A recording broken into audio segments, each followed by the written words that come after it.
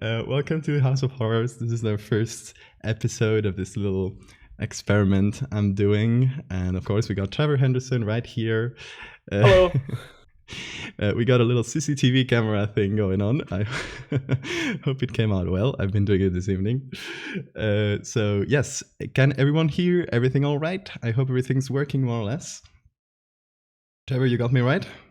Yeah, I can hear you fine. Perfectly. Okay. Yeah.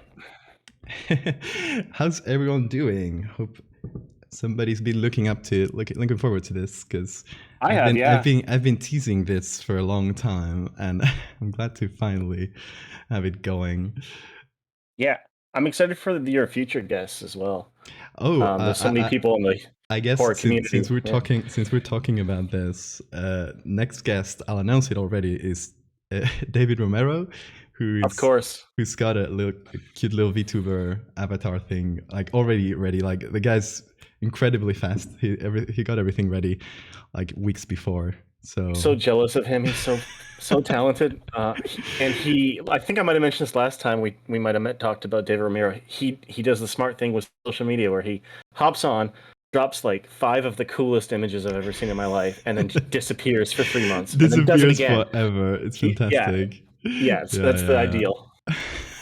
Nobody should be on Twitter more than they have to. Exactly. I don't take that advice. That's what we all should be doing. So, hey, everyone in chat, just to let you guys know, I won't be looking at it as much as usual because obviously I'm talking to someone, but feel free to drop questions and repeat them if I miss them. I'll be trying to get to you guys' questions as much as I can. David is the definition of I'll work on art, share it, and move on. Exactly. Yep, exactly. That's no personal stuff. But then personally, he's like super nice. So I'm. Yeah, he's the nicest guy. Yeah. So I want everybody to meet him. That'll be on the 26th. Yeah, 2 weeks from now, exactly. I'll tune in for that for sure. I'll learn some secrets or something from him. I gotta draw like him. Oh, Sora says, do you want me to grab the questions and send them to you via DM? Oh, yes. If you want to do like some pre-selection and send me the good ones you find, that'll be good. That way I won't miss them. Thanks, Sora. Sora is our mod here. Everyone say hi to Sora, who does great work. Hello. So yeah, important work. Very important work. So if you guys missed it last time, it was must have been a couple months ago now. You and I talked for a shorter time. I think it was like about a half hour. So we didn't have time to get into too many. Yeah, I remember it cutting short. Like we could have gone a lot longer. So I'm happy that we have more time. Yeah. So that's why I wanted to do this mostly because I wanted to expand a little bit on it. Yeah. Well, we're already getting a bunch of questions I have the Twitch. Oh, you got the Twitch stream as well. Yeah, the CCTV camera thing is so cool. Thank you. That's great. I also have so I cheated a little bit. The slideshow you see in the corner is the same one as the last time, but don't tell anybody. Yeah, that's fine. Let's get the most out of it. Got it. Yeah. Yeah, exactly. Yeah, there's no shame in that. Oh, people are asking already lore questions. We'll get to lore questions later. Oh my god. Do you really want to know? I don't know if you really want to. Do you really want to? Okay, actually, I think the question's better than the answer. Exactly, and I actually wanted to talk about that later. Well, actually, let's talk about it right now, your show, whatever we want to do. They brought it up. So about lore and your creatures and your characters, you always have some very like bare bones, and I mean that in a good way. Totally. It's bare bones by design. Absolutely. Yeah. So there's always that little bit of lore that adds a lot of mystery behind the creatures. But then what I see, if God forbid, I look up your name on YouTube. What I see is a bunch of people like making up a bunch of lore about your creatures. How do you feel about that? About other people just adding their own stuff? I think most people, especially at this point, know that it's not canonical, I guess, more or less. Which in that case, I appreciate it, and people having fun with the character and doing their own thing with it. It doesn't really affect like my idea of the character, so there's no harm in it, I don't think. The only harm that possibly might come from something like that is if, some like origin or super deep lore video for any character I made became like known as the standard, Mm-hmm. and accepted as over anything else, then I would maybe have an issue with it, because like I don't want everyone thinking that a fan theory is the correct one. But at the same Yeah, time, that I makes haven't put sense. anything else out there myself, so I mean Yeah. that's to be expected. I, Yet, I think yet, if anything, it's a good testament of how much people like those little bits of lore you give, because they yeah, they they want more, and they even go as far as to create their own, to like filling the gaps, which yeah. I is mean, they're supposed to be like little seeds, like story seeds, especially for yeah. ones that are for characters that don't pop up a lot, like a lot of the one-off characters. It's just supposed to be like a kind of intriguing phrase or couple lines that will give more context to the picture, but let you fill it in yourself, I guess, Hmm. because it's going to be better than anything I would do. Exactly. Yeah. So they asked about Cartoon Cat having a it's whatever you want, guys. Um, It's not gonna be that love question reveal. specifically, I will Yeah. answer. Question Oh. about Cartoon Cat: is there any entity that works directly counter the Cartoon Cat? No, there's no force. There's no force of good. No, Um, no hero in this Alex, story. there are ambivalent or good entities, but there's no like active force of justice in the universe. I like that. I like that. Yeah, It's not a superhero story. At the end of the day, it's horror, and yeah. it is what it is. Like when Lovecraft made his whole like roster of eldritch gods or whatever. Hmm. I remember the author Clark Ashton Smith, I think, came in and like developed a whole roster of other monsters that were like innately good counterpoint to them, and I Hmm. always thought that was the stupidest possible thing you could Yeah, do. that kind of just breaks the whole Yeah, so mystery, no, doesn't it? there's nothing really like that. And Just like a everyone's freaking out about the cats. uh, Everyone's like, "Oh, cats!" oh yeah, my cat. Boop. Yeah. Oh Uh, yeah. so someone asks, are there any to both of us? I guess, are there any of your creations that you wished received more mainstream attention? I really like the Sisters of the Ever Sharpening Blade. I think that's Oh, like are great. one of the coolest things I've made. And those got a ton of fan art, but They I would did. definitely like to see more like Siren Head levels of it catching on if possible, because they're Yeah. just cool, weird. Like anything with the shrouded face is really cool to me, and like they dress really well, and The old I school just think, vibes. I mean, for yeah, me, the old school vibes. you know my vibe. I really like that kind of Yeah, stuff. yeah, So yeah, for me, yeah, it's my absolutely. favorite. You did great fan art of Sister the Ever Sharpening Yeah, Blade. yeah. Thank you. And you actually you didn't draw her face. You actually draped a cloth over Yeah, didn't we talk? a I think we talked sculpture. about it You last did, week. yeah. Yeah, I actually That's took so pictures cool. of it. I'm not good at drawing, so I always take the shortcuts I can.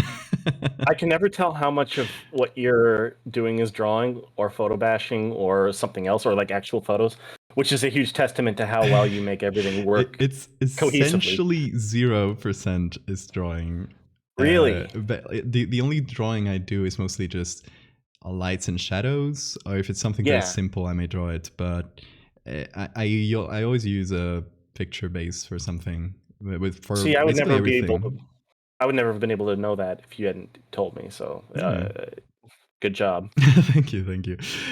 You'll see in the little thing we show later, little Oh yeah, video. right. We have art. You'll see me We have place art to all show. the. Yes, guys, stay tuned, because at the end we'll be showing some new arts. I'll spoil the premise a little bit. I want this show to have like a little segment of something related to each cast, and with Trevor we decided to take both the same picture and to each do a drawing or a photo editing on it and do something creepy to it, and then we'll see what's best. So we have a couple like we have the pictures and a little video of how each one was made. We'll show it at the end.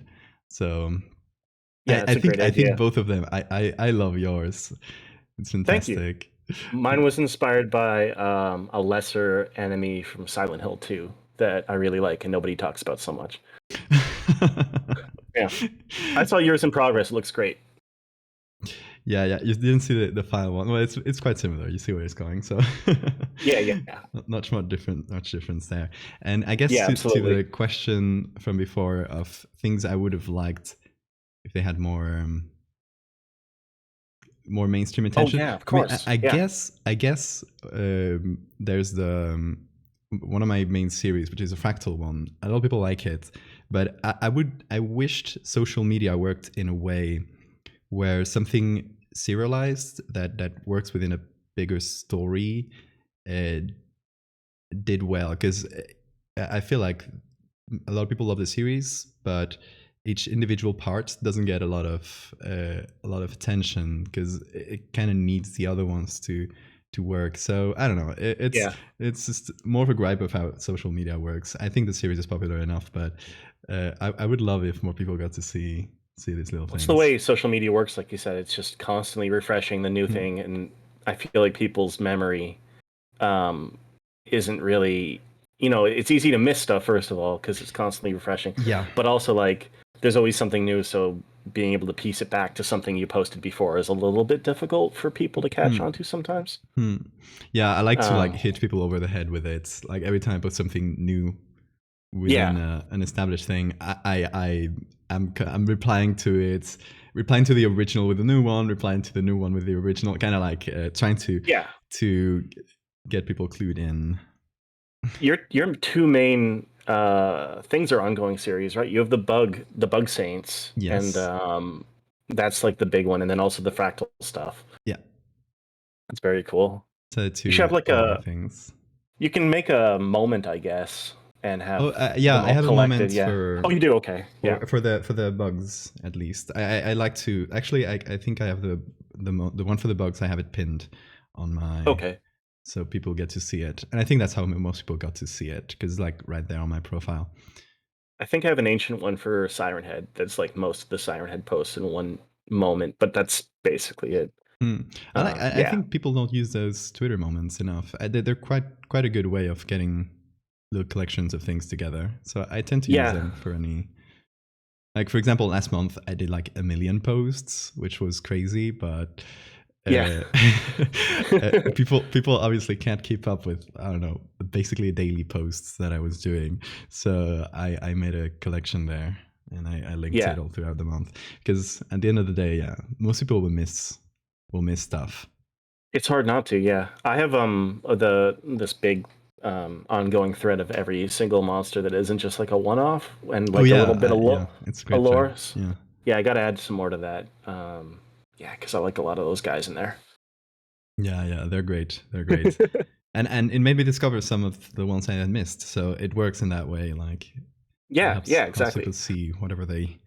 I would love to do a book that's basically just that thread, but like with a couple pages for Yes. each monster, and just make up all kinds of and do like totally your thing with like the Polaroids and scrap pieces of paper and like scribbled Yes, notes and I would like love that that. whole kind of thing.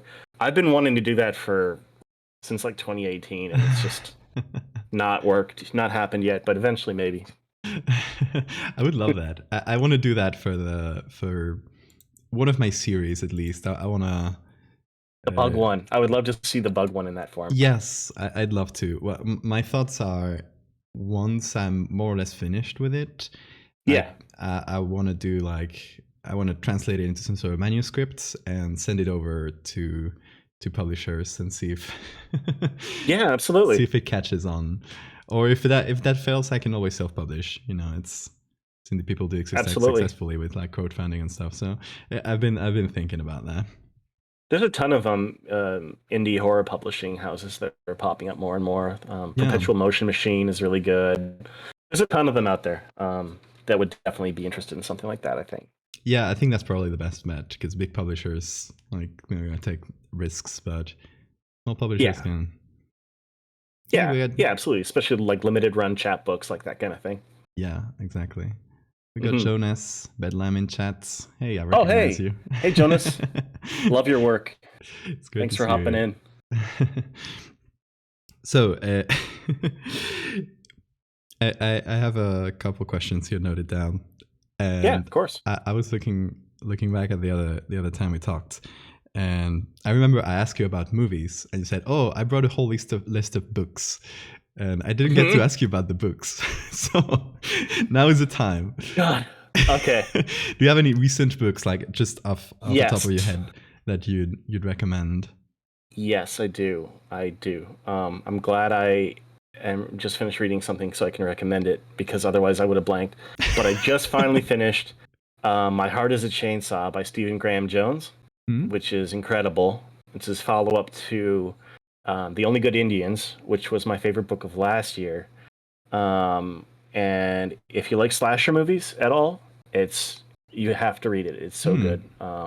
It's about this teenage girl in this small town called Proof Rock who becomes obsessed with the idea that a slasher cycle is about to start in her town, and she's the only one who Oh. can see the signs of it about to happen because she's obsessed with slasher movies. Oh, I love And that. she meets this girl who she thinks is going to be the final girl, and she decides she has to take it upon herself to train her so she'll survive. And it goes in a lot of different directions, and it's incredible. He's already announced a sequel that coming out next year, so I'm really excited for that. Oh, that's He's really just an cool. incredible writer. Um, and then I'm also reading this collection of stories called Lost Contact that I just bought, which is an anthology in a series.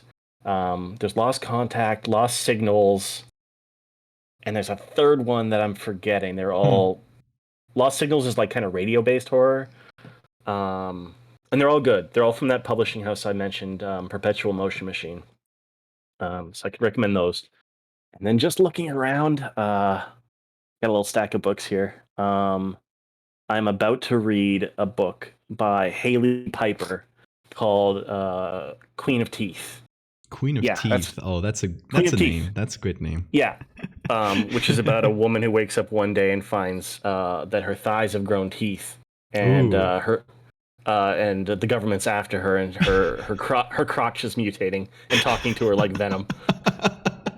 I'm really excited to read that I one. love that. I love that.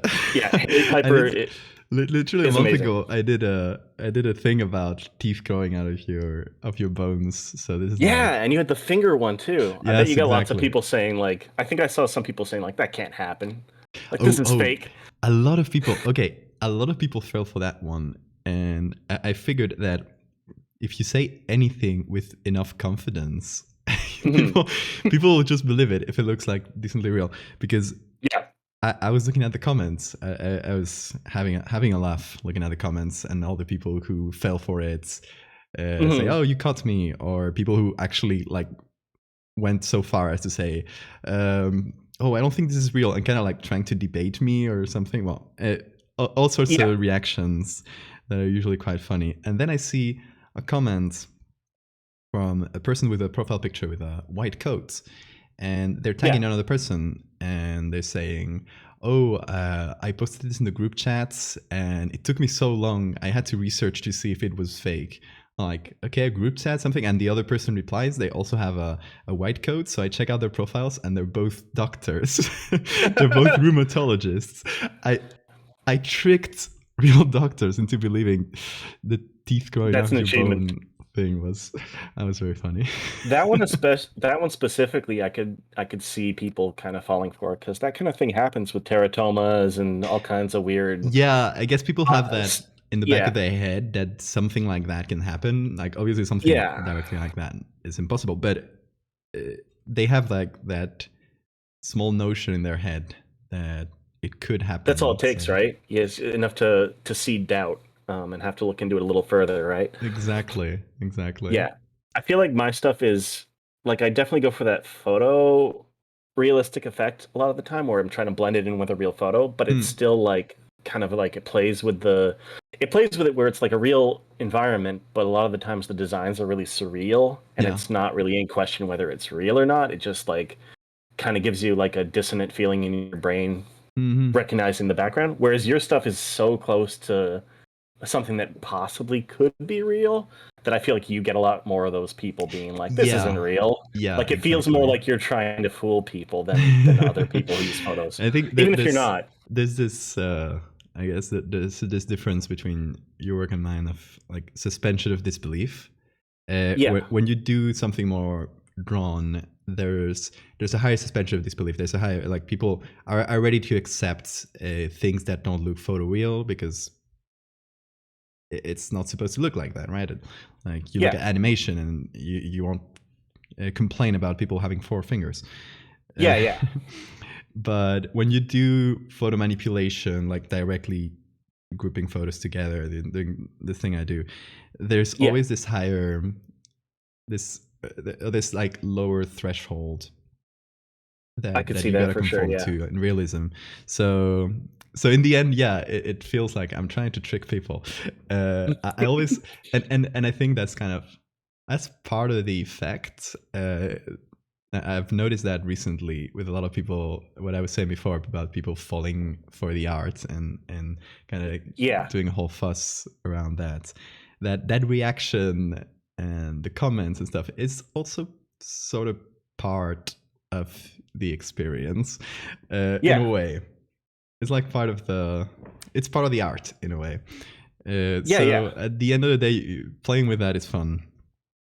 Didn't you got a Snopes article at some point, right? Yes, yes. Yeah, They that's really did cool. when it was a mermaid I did back in May because it was mermaid. Yes, right. Your giant creepy mermaid. I remember that. And yes. a lot of people fell for that one, even though it had the hashtag mermaid, which is like for mermaid arts. And my username has art in the title and everything, but people won't read more than what they're interested in, so that doesn't matter. Yeah. The image literacy and also like just reading further than a couple paragraphs is troublesome sometimes. Yeah.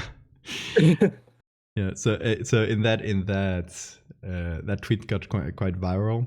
And I remember some of those Twitter accounts that do like Hoaxeye and Fake History Hunter. They do like fact checking on other people on Twitter, and they started like talking about it.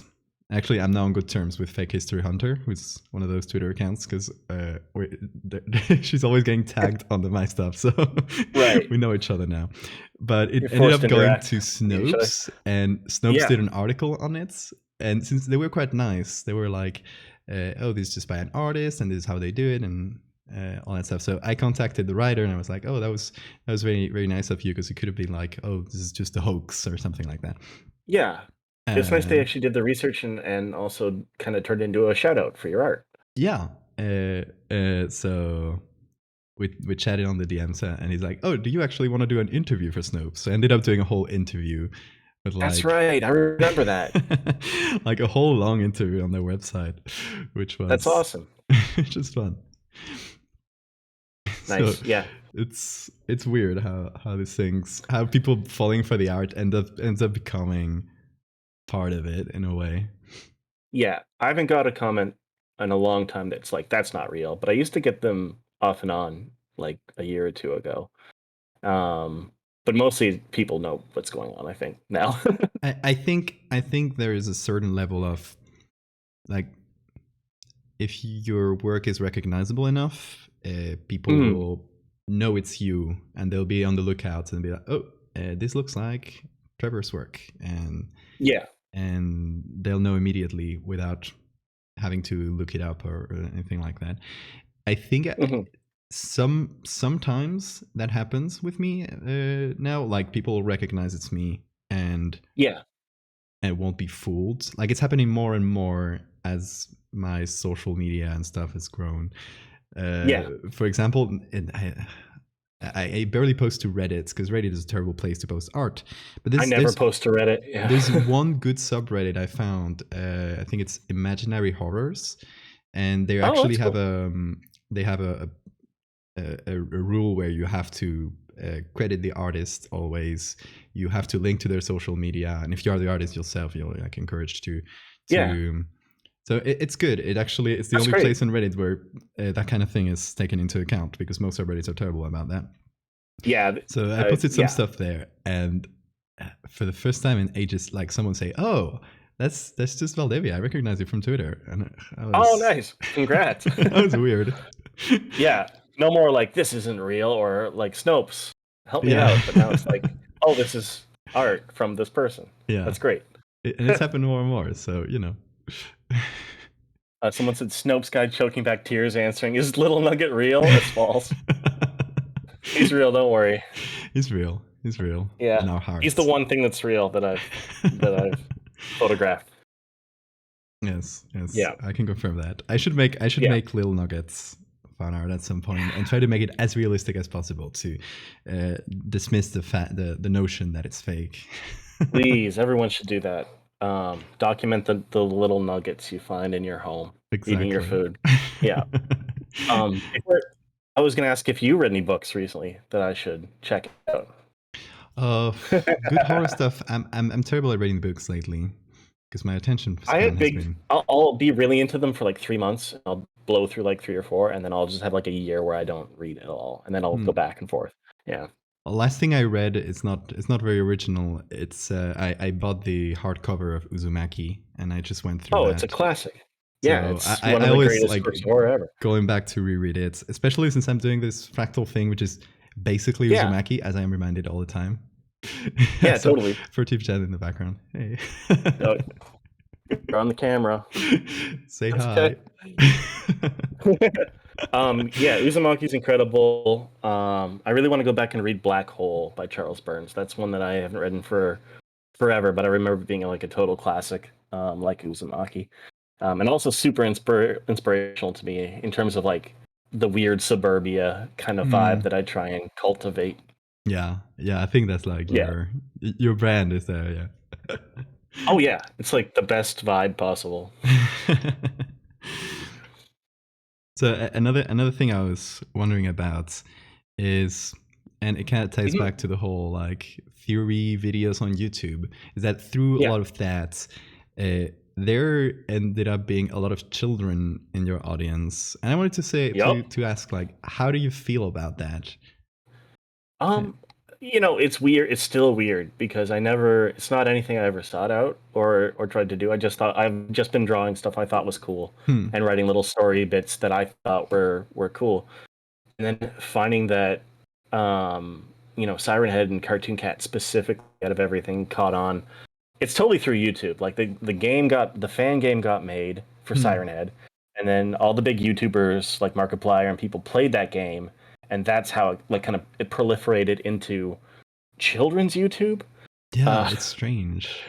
It's so strange. Like on one hand, parents, please don't let your children use YouTube without extremely strict supervision, because there's all kinds of extremely strange stuff that Siren Head has popped up in. But on the other hand, when I was a kid that age, I read Scary Stories to Tell in the Dark and Goosebumps and all this stuff. And Scary Stories to Tell in the Dark specifically, the art in it scared the crap out of me. But I remember that very fondly now. And if I can be that kind of influence on a whole generation of kids who will maybe go on to do all kinds of weird, cool stuff, like that was for me, then that's my like lasting impression on the world as a person. I can't ask for anything else. Like if I made Siren Head and that influenced kids in a positive way creatively, that is the most important thing in my entire life, basically. I agree. Yeah. I recently had this weird little experience or exchange, right? Where I think I posted about it on Twitter a few weeks ago. A teacher from France asked me, "Oh, I'm going to do this little thing for 12-year-olds to teach them about the internet, how hoaxes proliferate, horror, I kind of like that." Just that general sphere of the internet, and I wanted to use your work as an example to see if like they caught that it's fake just instinctively, or they and I was like, oh, of course, sure. I sent him a bunch of my images and some research and stuff, and a few weeks later he comes back and he's like, oh, here's a few pictures of the kids. He actually made the kids do like their own found footage pictures, which was extremely cute. Like they had never used Photoshop or anything like that, and they were out there putting Siren Head and like Yeah. A lizards lot of them were and still better than I would absolutely be able to do without having touched Photoshop at that age. yeah. And I remember there was one or two where they used specific filters in a really interesting way to kind of cover that maybe that didn't match up so well. That was so cool. I love seeing those. Yeah, yeah, yeah. No, no, the kids really are all right. Like, and, Yeah, no, absolutely. and I had exactly Uh, that feeling you had, like feeling like, oh, I remember being a like 12, 13-year old and being obsessed with horror and just freaking myself out by going to the internet and seeking out scary stories or yeah, comics and stuff. And yeah, I felt like if I can be something like that for some kid out there, that yeah, is like really touching. I don't know. It's cool. yeah. And I'm working on lots of secret stuff right now I can't talk about, but uh, one or more projects I'm working on at the moment might feed into that impression I want to give kids and be that kind of impact on kids. And maybe we'll talk about that more Yes. later. I would love to be talking about that the whole time, but I know you can't. I would love to be talking about it as well. I think yeah, you know what I'm talking about. But Yeah, yeah, yeah. hopefully in a couple months we can talk about that more. Um, but yeah, I've actually gone on Zoom calls with classes a while ago and talked to Really? them about monsters. Yeah, yeah. There was Oh, like a little class of kids doing a project on making up a monster in the woods around their school and then drawing it. And that's the it was best. just, yeah, it was really cool. It's just like a little Zoom call with like just this little crowd of kids asking me questions about stuff. It was really fun. Yeah, yeah. Mm. I bet it was. It must be Yeah, like, and what a cool teacher to have to do that those sorts of I know, projects in right? school, right? Yeah, I wish I had those teachers. yeah, same. Honestly, yeah, very very cool teacher. Very cool project too. Making up a legend for their school and the woods around their school. Yeah, yeah, yeah, Hmm. absolutely. God, I want to do something. I hate to like. I love to talk about my ideas and stuff I want to do in the future, but Yeah, I don't know if I'm spoiling and giving the idea to everyone else. But I'm taking that risk. I Uh, used to be so bad. Oh, sorry. Go ahead. no, no. One of the things I want to do in the future Mhm. is a paranormal story or something very scary, but only seen through the eyes of a classroom of kids, of like very Oh, I young love kids. that. So we only see drawings of it and just them writing in like terrible kid That's an awesome handwriting. idea. And this was inspired by an actual thing that happened. It was a UFO case in which it was a country in Africa. I don't recall which one. Mm. I'm not gonna risk it, but yeah, it was in some very small school in kind of like middle of nowhere, Hmm. and suddenly a bunch of kids are in the playground and they come back and they all describe seeing this UFO crashing against the ground and some like humanoid figure coming out, and they all Yeah, have the same story. Like they all got together. I mean, presumably they all got together and decided on a story, or someone said it and everyone just went with it, kind of like yeah, panic mode. But you see, like the only actual proof there is the drawings that the kids have done, and you see all yeah. this list. I gotta send it to you because it's so good. Please And do. Yeah, it's a great idea too to play with that. And it's all like drawings of the UFO crashing and how Yeah, different like interpretations and little aliens that came out. It was great. that's awesome. Um, Zimbabwe, it's that was it. So thank you. oh, okay. Oh yeah, yeah, absolutely. Yeah, that reminds me. It's not the same thing at all. You should absolutely do this idea. But the artist Plastaboo on Twitter has this long running series where he does makes up monsters and then has like the kids drawing of the monster and then like Yes, his own piece of art of it. yes. He hasn't updated it in a long time, but that's always been like one of my favorite things No, I remember on that like one. horror It's one of Twitter. my favorites. So good. Plastivo. Yeah. Yeah, I got. Kids Oh, I wanna spooky kids drawings are always exactly, underappreciated. Yeah. exactly. I love that. Yeah, Yeah. I'm thinking of bringing Plastivo at some point here too, but I would I'm love to hear you talk to Plastivu. I Yeah. wonder because I feel like he might be a bit shy with English, which is because Placido's from Yeah, Spain, if you guys don't know. And yeah, I might have to coax him into doing it, but we'll try. might take a little bit of work, but I would love to hear the creative process Plastibu goes through. Maybe over more than any other artist I can think of.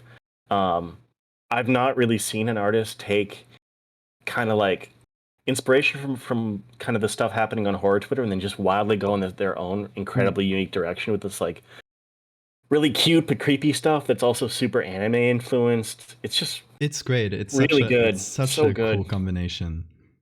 Yeah. He has a series going on now. And I hope that he does more of that are like little kids and they're like almost like Pokemon style monsters, but they're like these. That's Yes, so I good. love that one. Oh, yeah, I love it. I got a Plastibu poster like just to my left here from the store of all these like haunted masks. It's the best. Oh, the mask one. That's a very Yep. good one. I saw Yeah. it recently. Yeah. There's so many cool people I want to bring in and just talk to, because Oh yeah. there's a thing about a lot of artists on Twitter that are incredibly talented, and I love their work, but you barely know anything about them because Yeah. they're just private and like, or don't feel like sharing that kind of stuff. Yeah, But absolutely. Do not it's blame them. yeah, but I Yeah. feel like it gives me a lot of curiosity. I would love to talk to so many of them, and it's kind of like the reason I'm doing this is just, I don't know. I Yeah. wanna talk to cool artists. Yeah. You got to bring on like Oki, Deer, Yeah. Lucef. There's a bunch of people, but Plastibu and David Ramiro as well. Yeah, David Ramiro is gonna be great. Yeah. I really want to talk to him, and we're gonna be doing some werewolf stuff because, of course. Right. You guys have that whole ongoing series. Yes, there's actually more stuff coming. Like we already have all the art for it done. We're just like waiting to, because I think I talked about it, but just on stream. But if you guys, I'll give you a spoiler right now. We're gonna be releasing more of that Lycanthrope series stuff, and we're gonna be doing a little magazine, and it has that. It's which is what I'm working on right now. It has that like history magazine feeling. Those kind of like history magazines you get in airports. Love it. And you just gotta lay them around somewhere in home. So that's, but with all the werewolf lore we've done, and basically there's like all the pieces there, and lore, and just maybe like more expanded versions of it. And yeah, and the idea is that we have all this pieces done between David and I and Claire, who also worked on the last part, and Hannah Barrett, who also did another amazing piece for it. So Hannah's yeah. great too. Yeah. So many talented people, man. It's so it's So wild. we got all this stuff prepared. So I wanna release it so bad, but I'm waiting to finish that, and maybe like at the same time I bring in David here. We'll release it. Amazing. And I love the lore. It's just making up. Yeah, for me, I used to be way more of a visual artist. Yeah. Like I just did pictures and didn't, like, it was more surreal, so I didn't have Yeah, I any lore to remember make for you it. showed some of that. Yeah, it was just kind of like visual illusions almost. Yeah, that kind of stuff, like just Surreal imagery. Yeah. basically. Yeah. There's a million of those on Instagram. It was not the Yeah. most original, but when I started doing horror, I started doing more writing with it, and more lore. And to be honest, it's been the most fun part. It's what I look forward the most. Oh yeah, your writing is incredible, and I love the world building you've been like slowly chipping away at for months. Yeah. Yeah, really cool. The one you did recently with the fake city was probably my favorite Oh, overall. the fake city. Yes, Yeah. I'd love to develop that. There's some Yeah, plans that are very non-specific to develop I know that about them. into a bigger story. But yes, we'll see. It's very good though. Yeah. And that's all thanks to Reda, who did this Irevember Red is so pamphlets. talented too. Everyone's so talented. Yeah, Reda's amazing. Great. And Yeah. we've done. If you've seen me and you didn't know the context, you've seen me post like a million things the past month. In November was because I was doing this prompt list from Reddit, and a lot of these ideas, I wouldn't have, like, I couldn't have come up with them if it wasn't for those prompts. So Reddit is very creative. One of the years I'll be able to do one of those, but I have not. I've seen them come and go twice now, and I haven't done anything. But at some point, I'll ostensibly not be that busy and be able to actually contribute something or other. Yeah, I love that. I'd love that. Yeah. And Sorry, I just wanted to say to Sora, thank you so much. That's really kind of you to say. Yeah, that's all. and thanks for the shout out to Reda. Sora's doing all the work here. We're just chatting. Yeah. Thank you. and yeah, to just repeat what Sora says. Like, it's very cool that this little community of artists that we have. It's just like dozens and dozens of people that are like way more talented than me and just like so good, and it's like a delight seeing their art. And having a bigger number of followers on Twitter, the only good thing about it is literally just like being able to shove better artists in front of other people's eyes, and I love doing it constantly. You see sometimes people, I don't get it, but I see people get complaints, especially artists, for like just doing a lot of retweets and not doing their own art. And it's like, why would you not? Like, this is the whole point, is to just show everyone the good stuff as much as possible. And you can always turn off someone's retweets if they annoy you. Like, yeah, seriously. There's a lot of people that retweet a ton of unrelated stuff, or like I just mute those retweets. Easy. It's a button. Exactly. Yeah. Yeah, I love to find out like new artists and try to use my obviously smaller than you, but my little platform to of course, try and give them a little boost there. It's great. Yeah, it's the best. That, and I love recommending horror movies on yes. I do that all the time. I do that maybe more than I draw. Hopefully people like that. I mean, if they don't like it, they can just unfollow it. Like, yeah. If I ever started up a Patreon or something in the future, it would be just to like ramble about horror movies more than even art at this point, I think. Yeah. Yeah, I love the recommendations. Oh, thanks. Yeah. I think they add a lot to the experience, right? Like, if it's only arts, I love to follow artists that just do their art, and that's fantastic. Just put out your stuff there. But whatever else they bring in, that comes from passion. That comes from anything they like. I love to listen to people be passionate about things. Sometimes I just put YouTube videos about people talking about like dresses from the 19th century, and I have no idea what they're talking about, but they're so passionate about it that I love it. That's it. That's the same feeling. That's the key to any good content or whatever online. It's just, if you like it, if you care about it, it'll show in your voice when you're rambling about it on YouTube. Exactly. Faya says, Trevor, you've made my movie watch list never ending. Good. I'm glad. Trevor's Horror Rex have just made me want to watch Norway, but sure doesn't exist in my country. You should check YouTube. Because it is on YouTube. And also, while you're on YouTube, watch Occult from the same director, because I think it's scarier. Ooh, I got a hot take here. Nora gets all the buzz from Shirashi, but Occult is like one of the most unnerving and disquieting films I've ever seen. Mostly because it also touches on like real life terrorist events in some ways that are like fictionalized, but still it's very clear what they're talking about, and ties it in with like a cosmic horror kind of thing in a really unsettling, bleak way. Ooh, okay, interesting. Everyone should watch that movie. I haven't seen Occult, so I need watch to Occult. It's so on YouTube, guys. It's on YouTube. Just search Occult Shirashi, and it should pop up full movie. Yeah. What's in terms of not horror things? Mm.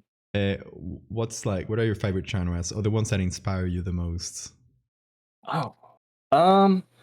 Well, I mean, horror is the big for a genre. I'm Yeah, or actually like like, unexpected things that inspire you yeah. in a way. I will like fixate on a movie or a show or something that's outside of horror, and it won't have any like it'll be like a one-off. Like right now, I'm really into Succession as a TV Hmm. series because it's really funny and good. Um, One of my favorite movies. I was just talking about it the other night because I really want to get the Wong Kar-wai box set from Criterion.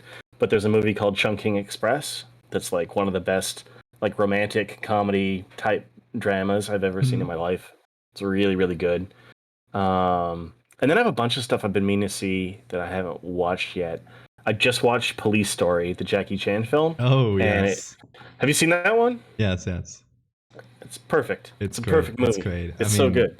the it's just like the physical Yeah, performance is amazing. it's incredible. There's like I think like 5 minutes in, there's this car chase like right through the middle of an entire shanty town built over the Yes. Oh side my of a god. mountain. Yes. It's one of the coolest things I've ever seen in my life. Yeah, yeah, Um, yeah. And it's like pre VFX. Like this is yeah, they literally built it and then they did it. They just drove through there just and destroyed it. It's amazing. destroyed it. Yeah. Um, and then I have a bunch of stuff that I'm just waiting for the right time to watch. Like I really want to watch this movie called Tempopo.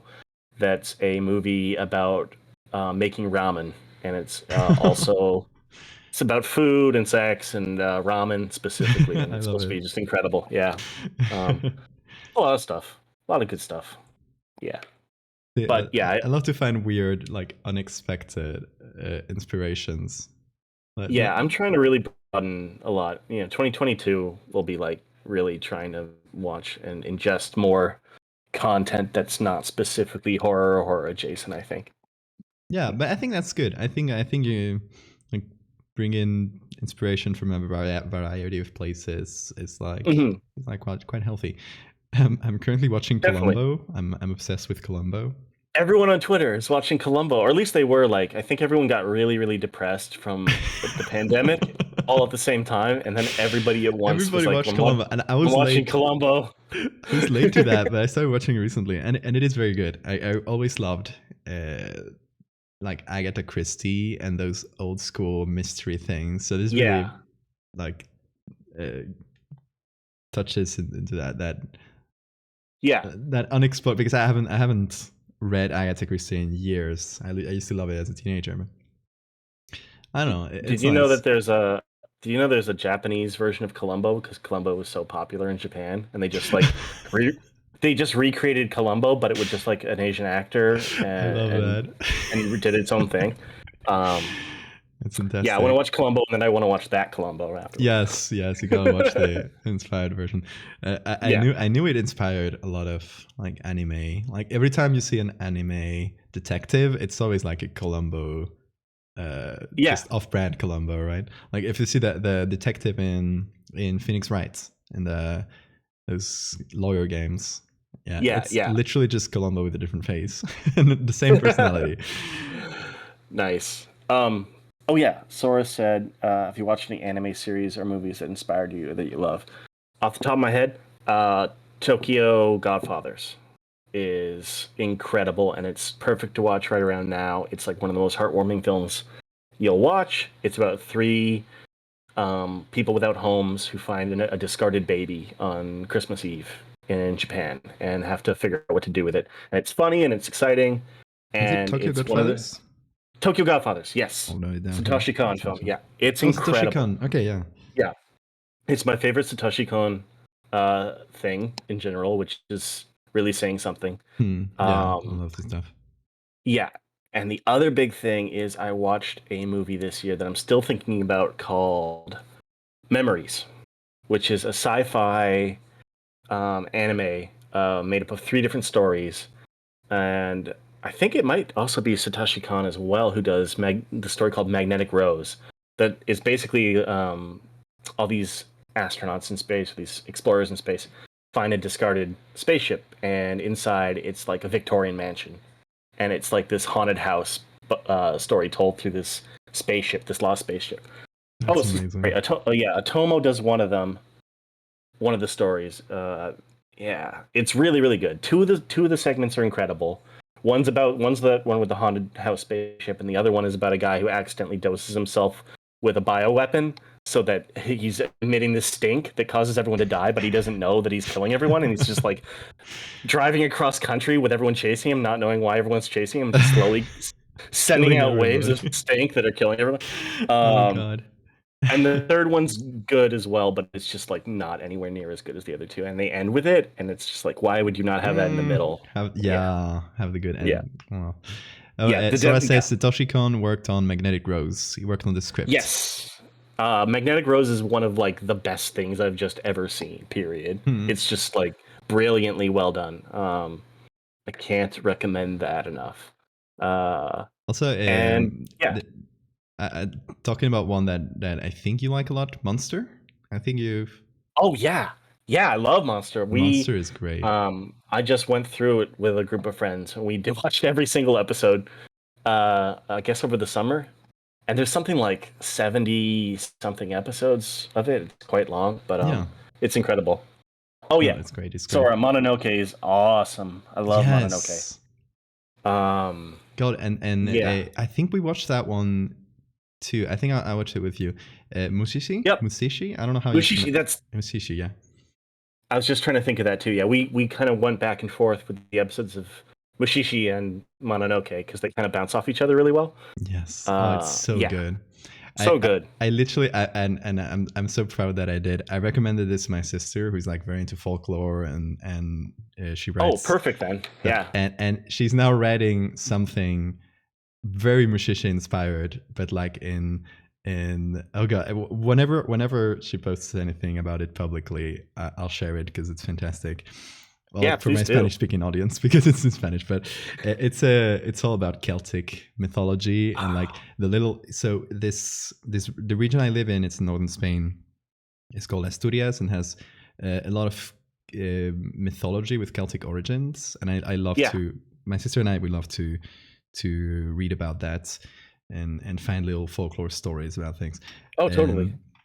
And it's all like basically mushishi, but in that setting with a different character, different world, but that same vibe of a person going from village to village, like solving little problems and talking to spirits, and it's fantastic. One of the best things about that show is that you could literally take that concept and transplant it to like any culture and their myths and legends and creatures, and it would be a completely new, like interesting show.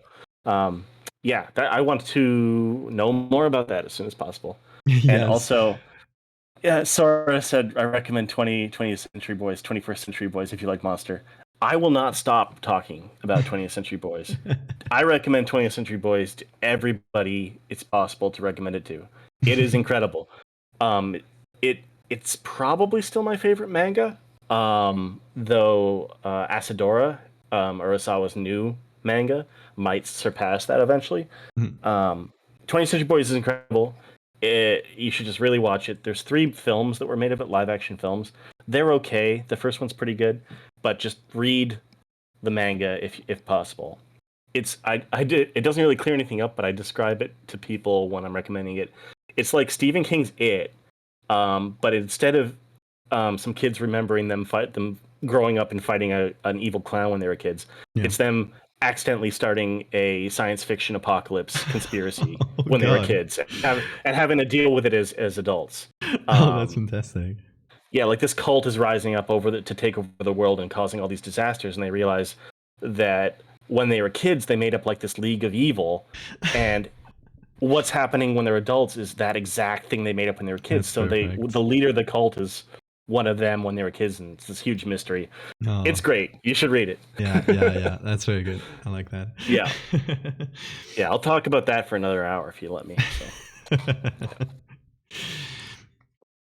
And I was thinking about mythology and stuff.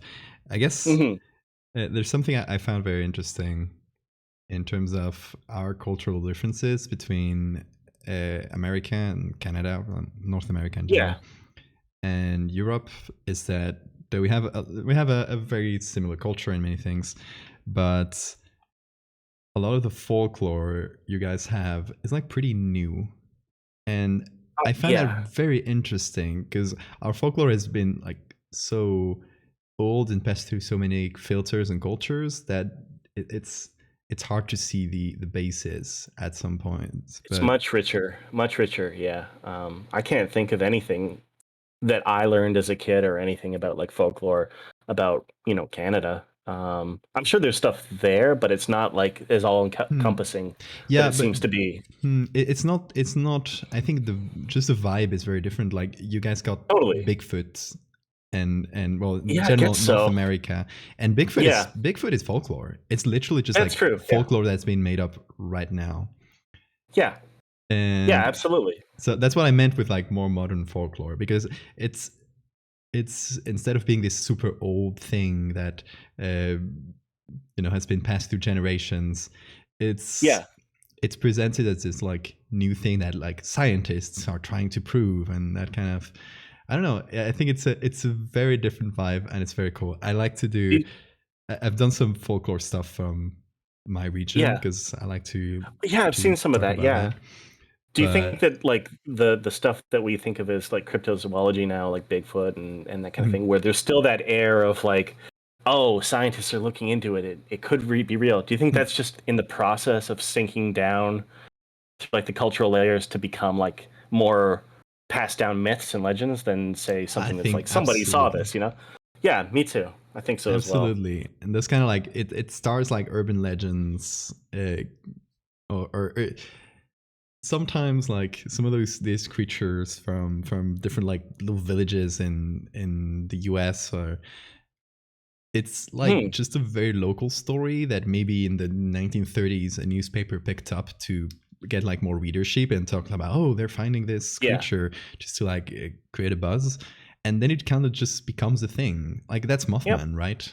What's Yeah, I was about to Mothman say if not someone saw a barn owl and then in Point Pleasant, Virginia, and now they have a big silver statue of a monster with a big with a big fat ass? ass. Yeah. uh, It's those dominoes getting knocked over. exactly. It's Yeah. it's so strange. I love that seeing that process like so recent. I think it's something Do very. really like that Toronto has its own cryptid specifically from like the 60s or 70s, I think. Really? Which is it's basically like a chud. It's like this woman went into tunnels under this part of the city called Cabbage Town Yeah. and saw like a horrible like monkey, the Cabbage Town tunnel monkey. Um, That's yeah, such a good name. that's Toronto's cryptid. It's like this awful like monster monkey that lives in tunnels under the city. Have you ever drawn that monkey? I have no actually. Well, it's on the cryptid poster I did like 5 years ago or whatever. Yeah. But I've never done like a photo image of it or anything like that. I should do that. Oh Yeah, yeah, yeah. Oh, that would be I, th- fantastic. I think she like went into a tunnel and then she saw like this monkey and it like told her to like get out and like its eyes are glowing red or something ridiculous like that. Oh It god. made newspapers back then, but it's cool. So yeah, people say mountain creature caught running behind Google car. Yeah, that's actually a Canadian, another Canadian cryptid. That's right. Yeah, that's gonna be like passed down as truth I in would like love that. 3 generations. I already saw it in people reposting the original tweets with the like little Yeah. sketches I did to Oh, Instagram. So so good. it's been spreading, and that happened like a couple months ago. So it must have been spreading like just bouncing around for months because that happened in I want to say January or something. So yeah, mountain Yeah. creature caught running behind Google car, or mock as we like to say, You know is what? It just occurred to me now what it reminds me of, and it yeah. reminds me of the Turbo Granny. Have you ever heard of the Turbo Granny? Turbo Granny? No, I don't think I heard of that. The Turbo Granny is a Japanese urban myth, and it's just literally about this an old woman who can run extremely fast, and she'll be driving your car and she'll like run up alongside it and then like smear like blood on the window or like fuck with you or like put poop on the windshield, and Oh it's just like god, this. that's so Yeah, good. the Turbo Granny, the Turbo Hag. Wasn't there something about it on Mob Psycho? Or am I Yep, it's in okay? Mob Psycho, and it's also in this really good another manga I'm reading called Dandadan, which she's like the main monster in the first part of that. Oh, Um, you would like that one actually. Dandadan's about I'll note it down. A high school girl who believes in ghosts but not UFOs, and a high school boy who believes in UFOs but not ghosts. And so they challenge each other to go to, like, the girl has to go to a place where UFOs have been sighted, and the Hmm. guy has to go to a place where ghosts have been sighted, and then immediately they both encounter ghosts and aliens, and then Oh, that's so good. it goes from there. It's really, really cool. That's so good. There's something very cool about uh, Japan and their whole thing about the paranormal. I Oh, always it's so I don't rich. know because I don't know anybody from Japan, but just from their media, you get a lot of that. Like Mob Psycho is a Oh, great so much. example where Yeah, you have yeah, so many of these popular ghosts and tons. Yeah, just legends from different villages, and it's great. Turbo Granny, that's another great example. yep. Turbo Granny. Yeah, Japan and a lot of places like that have, like, just incredibly rich spirits and ghosts and that kind of culture that Yeah. goes back really far and has different layers going all the way up to modern day with urban myths. And I kind of like I wish we had more of that over here, and I don't think we do. Yeah, I don't know if we do. Like, I don't know if in the same level.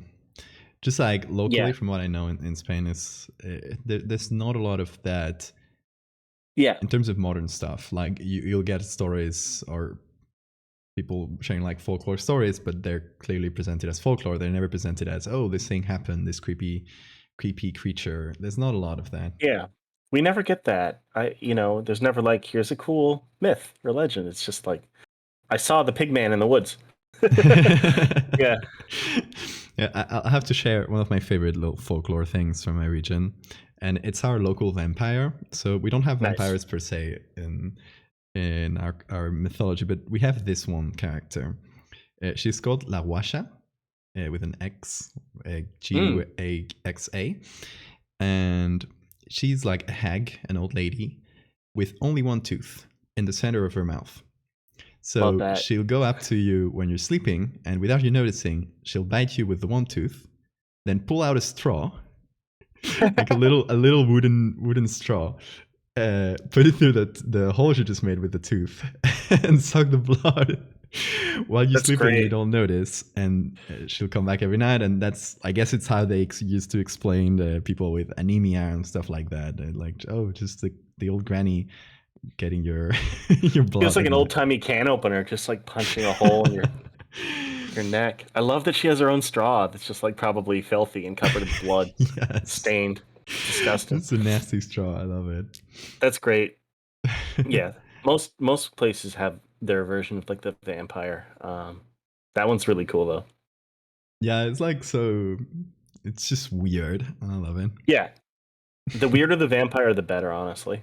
Yeah, honestly, and in general with creatures, like you get a lot of the same stuff. Like, yeah, sure, you got your dragons everywhere. You got your vampires mostly everywhere. I hate Your dragons. They're so werewolves. boring. And dragons, yeah, dragons are quite I boring. just they're not for me. I've never liked them for like monsters in general. I like This, the Oh, yeah. sorry, go ahead. No, go ahead. I was just gonna say I like the ones if you go back to like medieval tapestries and stuff. Whenever they Yes. draw dragons, they're like really weird. They're like dogs, like weird messed up dogs with dragonfly wings and stuff. I like those dragons, not like the typical big lizard kind of Yeah, monster hunter yeah. It's dragons. like Yeah. so formalized the design that it's just Yeah. talking about weird medieval dragons. I just got reminded of this one. There's this story from France. I don't know if you heard about it. It's Hmm. called the Loup Carcol, or probably mispronouncing it because like written old French. It's Yeah. from a town in France, and it's basically a giant snail. I love It's that like literally immediately. a giant snail that lives under the city, has a bunch of Yeah. tentacles that can spread all around the city, and like leaves slime around where it goes. Yeah. It's usually drawn as literally just a big snail with like more monsters, right? With like scales, and it's Yeah. fantastic. And it's That's usually like incredible. talked about as a dragon, which I love it. It's like such a weird disconnect. Yeah, this is a I dragon. feel It's like just a that's a big whole snail. thing. Like there's a lot of giant snails, like knights fighting giant snails in medieval art. That pops Yes. up more than once. It's like, what was going on back there? Um, Love that. I would love giant snails to become the new idea of what a dragon is because it's infinitely more Please. interesting. Yeah, Please. So much that's better. cool.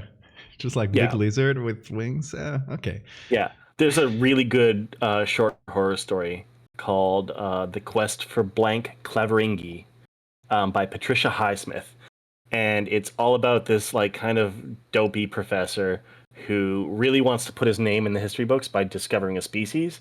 Mm. That's why it's called Blank Cleveringi because his last name's Uh, Cleveringi. And he ends up finding out about this island that nobody goes to that's supposed to have big snails on it.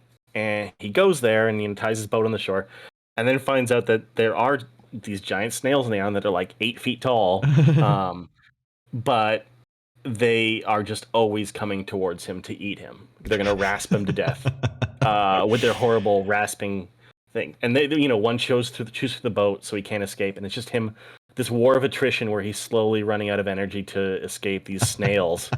And oh, that is so good. it's horrible. It's like so horrifying actually. Oh And it ends up god. like, yeah, it's just being run down because he can only move so quick and so long. It's really really good. It's like It Follows, but with in an island and with Yeah. snails. Exactly. That's Yeah, fantastic. it's so creepy. Yeah, it's really good. But anyway, No, I love that. I love that. more giant snails, please, and More anything. giant snails. We have Yeah. the Taniwa here, and they're supposed to. This is Faya saying it, and the supposed layers are sacred. So when a new highway is found, they built through one, and the locals made them build around it. Okay. And what is a Taniwa supposed to be? Like another. It's like it's like a little tiny dude, isn't it? Or that's something else. I'm not sure. I know there's a creature that's something like Taniwa, but it's like a little tiny homunculus. Could be something different though. I love that's another cool genre of creatures, like just a tiny guy, like, Tiny little guy. just Always a little good. guy. Yeah. Never fails. Yeah. More tiny little guys in horror movies. Tiny little guy cinema. Tiny little guy cinema. I love that. It's like Yeah. a sea serpent. Some Oh, are okay. guardians, some are mean. Oh, interesting. Yeah. Cool. Always more monsters to know. A little guy, exactly. Little nuggets. That's a great Yeah. example of just little guy creature design. Yeah. Yeah. Amazing.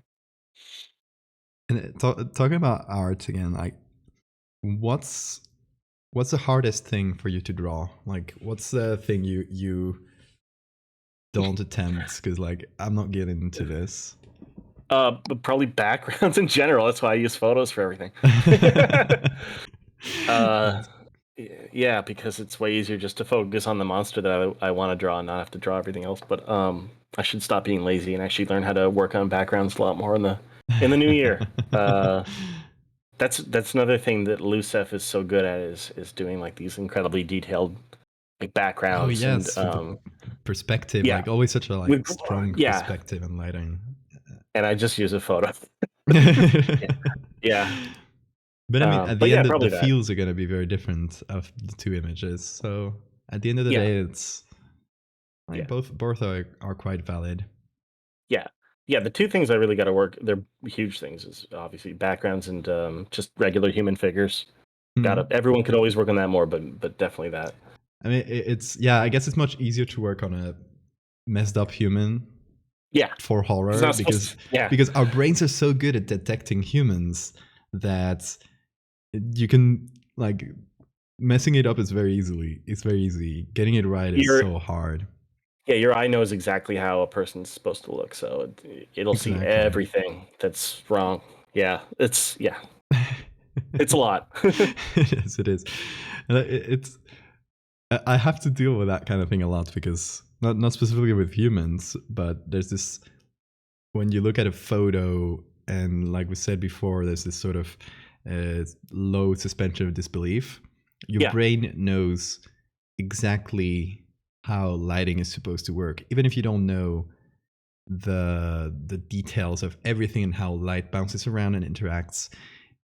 Your brain knows when it's wrong, and fighting against the brain's like natural perceptions can be it's probably the hardest thing. My Yeah, God. that's I can see that being really, yeah. And then you'll post it and realize, you'll let your eyes unfocus or whatever, and you'll see something that's wrong like a week later after it's already made the rounds everywhere. Yes. Yeah. Yeah, that happens. That's why I tend to just like not not look at it too much after I posted it, because I know Yeah. I'll find some new errors. I'll know I find something that's just gonna drive me insane. So Yeah, absolutely. and when a long time has passed, like a few months have passed, you already see it as like this thing you did in the past. So I don't, at least to me, it doesn't Yeah, it doesn't work as it doesn't doesn't bother matter as me much. as Yeah, much when there's definitely. errors. You're like, oh, I'll just do it better next time. You don't think Yeah, about exactly. fixing it. It's moved on. Yeah, especially if you wait a week or so. The downside is that I've waited so long to do like a art book release of photos that like a lot of them are like I can see all the problems with, so I don't want to use them anymore. Should have just gone ahead with them when I could use them That's for a fair. book. That's Yeah. fair.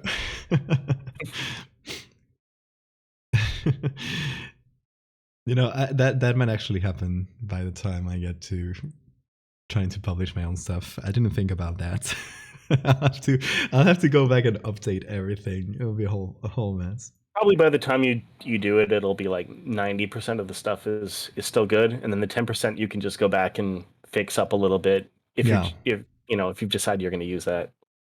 Yeah. But don't redo everything, because then that's like a horrible cycle. You'll just constantly be redoing all your old work, and that's never good. Yeah, I guess the good thing is, since I start with just a set of pictures, Yeah, redoing it wouldn't do too much. Like, the best thing I yeah, can do is just going back and fixing a couple things.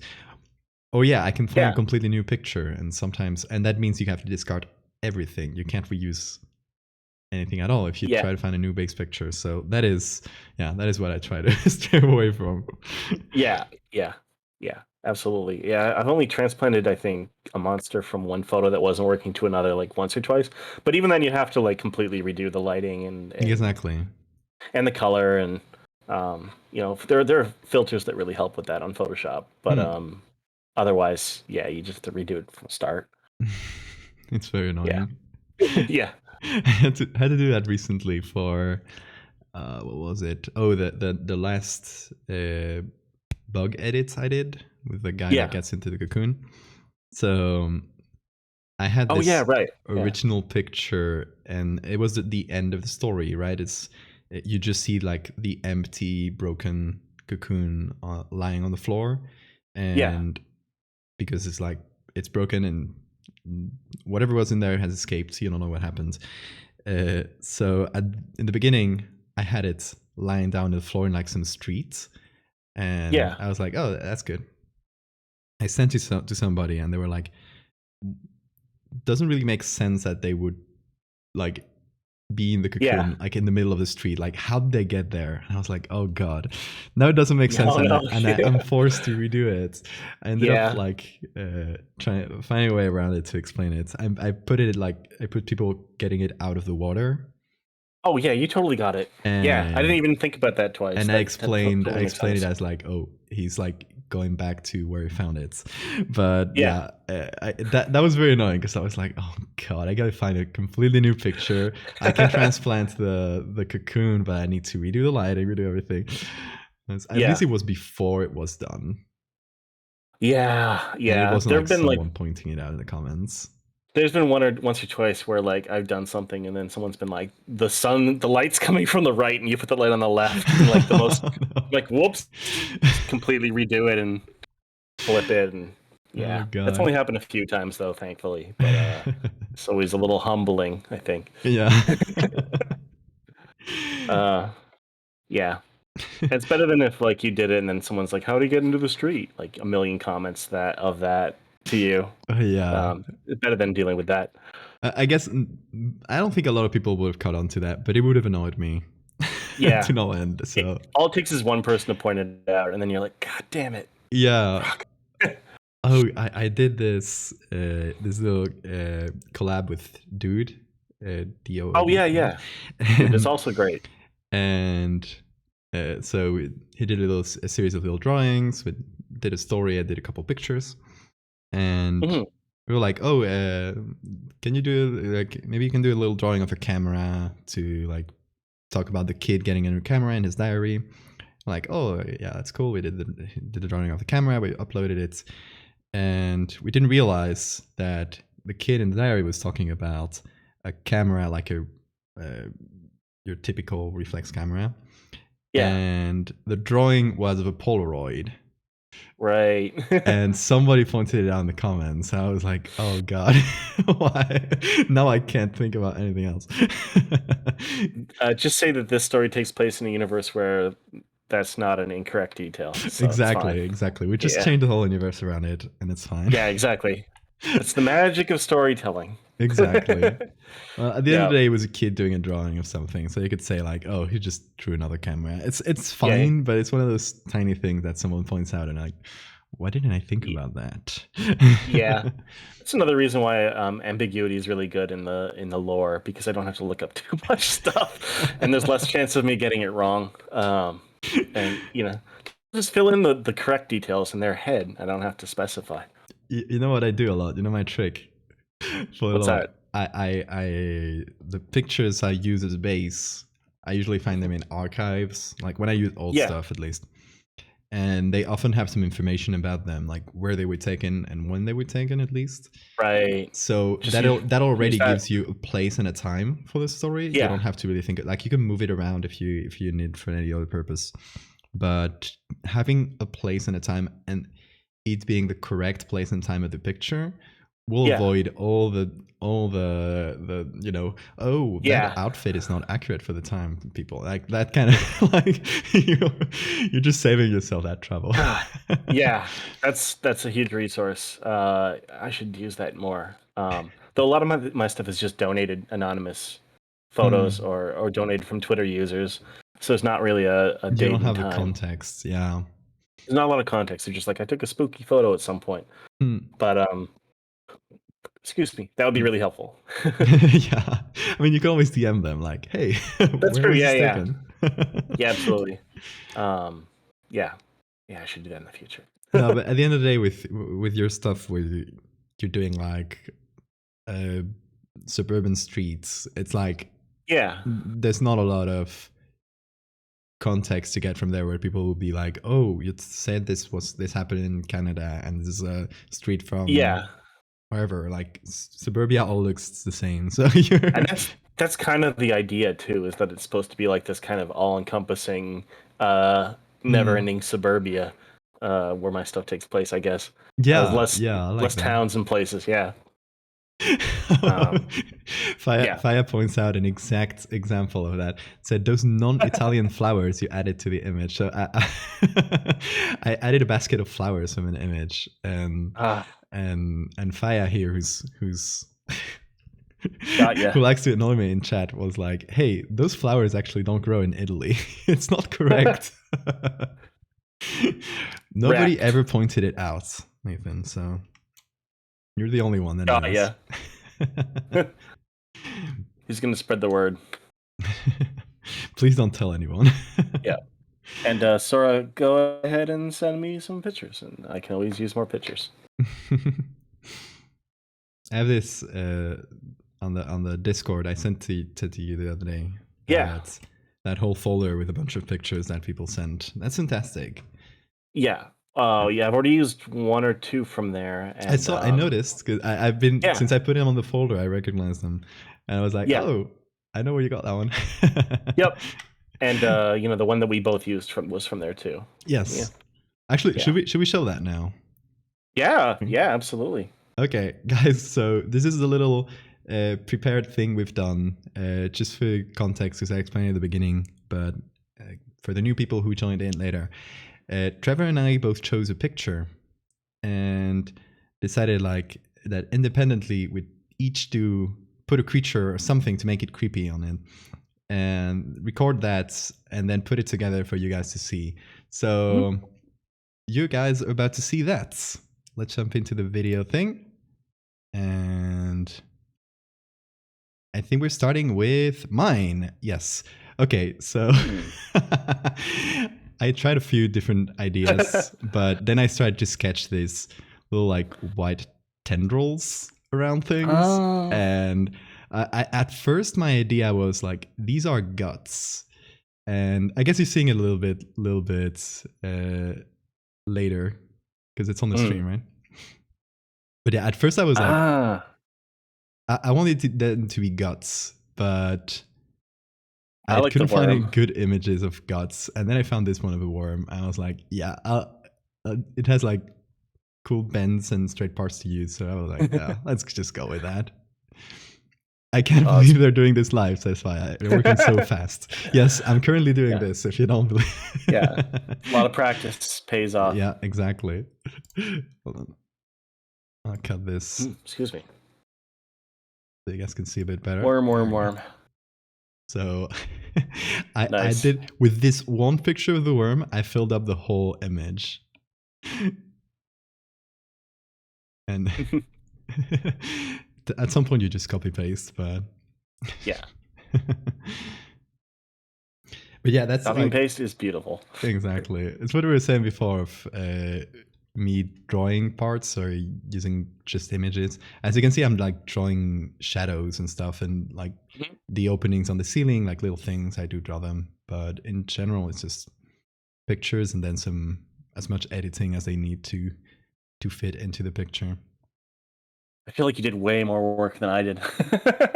This took great, okay. So this the total video, it goes very fast because it's not like yours where it's like centered and very neat. I just like, it's just a screen recording and I like to zoom around all the time. So it makes it very choppy. But this might have been like, I want to say an hour, a little bit more than an hour. So there are some parts if I had more time, I would fix up, but I think that's about it. Looks great. I'll do some. Oh, I forget to put the signature. I do that at the very end. I love the ones pressed against the glass on the left. That's my favorite. Yeah, it's good. Kind of like, nearly forgot to sign this. I say, kind of like someone is trapped in this worm place. So yeah, hope you guys like this one. And I love it. And now we'll see when that one finishes. We'll move on to Trevor's. Which is it's one of those. It's a recording from what's it's it? It's a Procreate. Procreate, yeah, it's exactly. A Procreate. Yeah. I didn't do a screen record or anything. They just have a built-in thing. Oh yeah, there we go. Just a weird guy. I really like him. Oh, thanks. Did you like? Is this just like? Yeah, no, I just started. Or did you say, "Oh, I'm going to make this cocoon thing"? It's improvised. It's just playing it. It's just feeling it out as it goes. You can see I rotated a lot because I'm not sure whether he's going to be on his side or like he was going to be walking or if he was going to be hanging upside down or what. Yeah, this guy's inspired by a monster from Silent Hill 2 that's like this figure that hangs by its feet. So I wanted to do a similar kind of guy that kind of hung upside down. It's great. To me, that it reminded me of like some creature took all these humans and put them in some sort of cocoon, right? Yeah. He's supposed to be like hanging upside down and just kind of like running on the ceiling. I love it. Like it's kind of draped in some sort of membrane. I don't feel like it's quite as seamless as I would have liked, but yeah. It's fantastic. I love it. Thanks. Should we post this tomorrow or something? Yeah, we can post them both tomorrow. Yeah. I guess. Yeah, this just loops. If you guys missed the beginning. Yeah. my very shitty sketches. In the very beginning, I do some sketches. I thought about doing some just huge teeth, like just jutting from the ground in the ceiling. Nice. That'd be good. And then I thought about doing the second little sketch you see me doing. It goes by very fast, man. Is just a guy coming from the corner and saying hi, kind of like a friendly little creature, but then there's a tentacle that's going down, like creeping towards you in the ground, kind of like, it's just like pretending to be friendly, and it's just love that. But at the end, I was like, the tentacle is actually the fun part, so I just did a huge tentacle thing. Extremely good. Yeah, I was gonna have a bunch of them, like kind of like in the background, and then I just decided, no, I'm done. I'm done at one. Exactly. Yeah. Keep it simple, you know? Yeah. Looks great though. Nice. But this is fun. I really like this tool, this puppet warp tool that I use on all the worms. It's like, yeah, it really gives them a malleability. It seems like you can just put them in whatever position you want. It's great. yeah, it's great. It's one of my favorite tools in Photoshop. That you just The way to toggle zooming during the time lapse. Worried about photosensitive peeps. Oh yeah, that's a concern. yeah, there's no Well, unfortunately, no. Since we already We'll stop it now. Yeah, that's fair. I just zoom a lot. So. I hardly zoom at all. Really? I should zoom more. Yeah, I should zoom more. I keep like what I do a lot is like zoom out to a very small size and then just look at it that way, because it gives you a perspective on the whole thing. Like just see like the composition and all the like the basic things. You start looking at it, stop looking at the details. So I do that every so often. That's smart. Yeah, absolutely. Or I flip it sometimes. So yeah, if I record it and put it in very fast, like here, because I didn't want to like have the video be 10 minutes of us just looking at me my work. Yeah. Yeah, fair. Yeah, I'll post that tomorrow though. That'll be good. And I'll link to. Will this be up for people to watch again after that? At that point, or yes, I'll right after this I'll post it as a highlight, which stays forever, because the stream recording on Twitch disappears after a couple of weeks. But you can just like put it as a highlights and just highlight the whole thing, and it stays forever. So once I have that, I'll send it to you if you want to link it later. Yeah, I'll link it with it. Yeah, that sounds good. That's great. You should do that kind of at not a contest even, but just a little exercise like that with everyone you bring on, because I'd love to see like the more disparate styles playing off of each other, different artists. I'd like to do so. I like to do this, kind of like adapt it, and of course, like it depends on each person that comes in. Like if they even have time to prepare something before the stream. So obviously I'll adapt to that. If they have time to prepare beforehand, I'll try to do something like that with David. I'm gonna do something like this, but more collaborative. Like, oh, nice. We're gonna work on something that'll get joined together. I'm not gonna spoil it yet, but it's werewolf related. So of course, extremely good. Yeah, I imagine doing it quite the same way would be it'd be a lot more time consuming for other people, whereas me, it's just drawn on a photo, so it works a lot easier. Yeah, of course it depends on the person, but I'll try. I'll try and I don't know. This, like, I love talking about folklore like we did before, and when I, for example, I was talking to Theo the other day, and they were like, oh, we should talk about Polish folklore. So that could be like a little segment on itself, like just absolutely bringing in someone from different places in the world and let them tell stories about wherever they're from, because that's just a cool way of finding out about this kind of stuff. Yeah, seriously. And that's a great way to stumble upon some like incredible myth or legend that you've never heard of before. That's such a great idea. There's so many cool local things. They're really like find about them. Local stuff. Yeah, it's harder to hear about like the really local, like smaller stuff. Yeah, it's strange how some of them kind of explode into pop culture, and like Krampus. Nobody talked about Krampus a few years ago, and suddenly there's all these horror movies about him, and yep.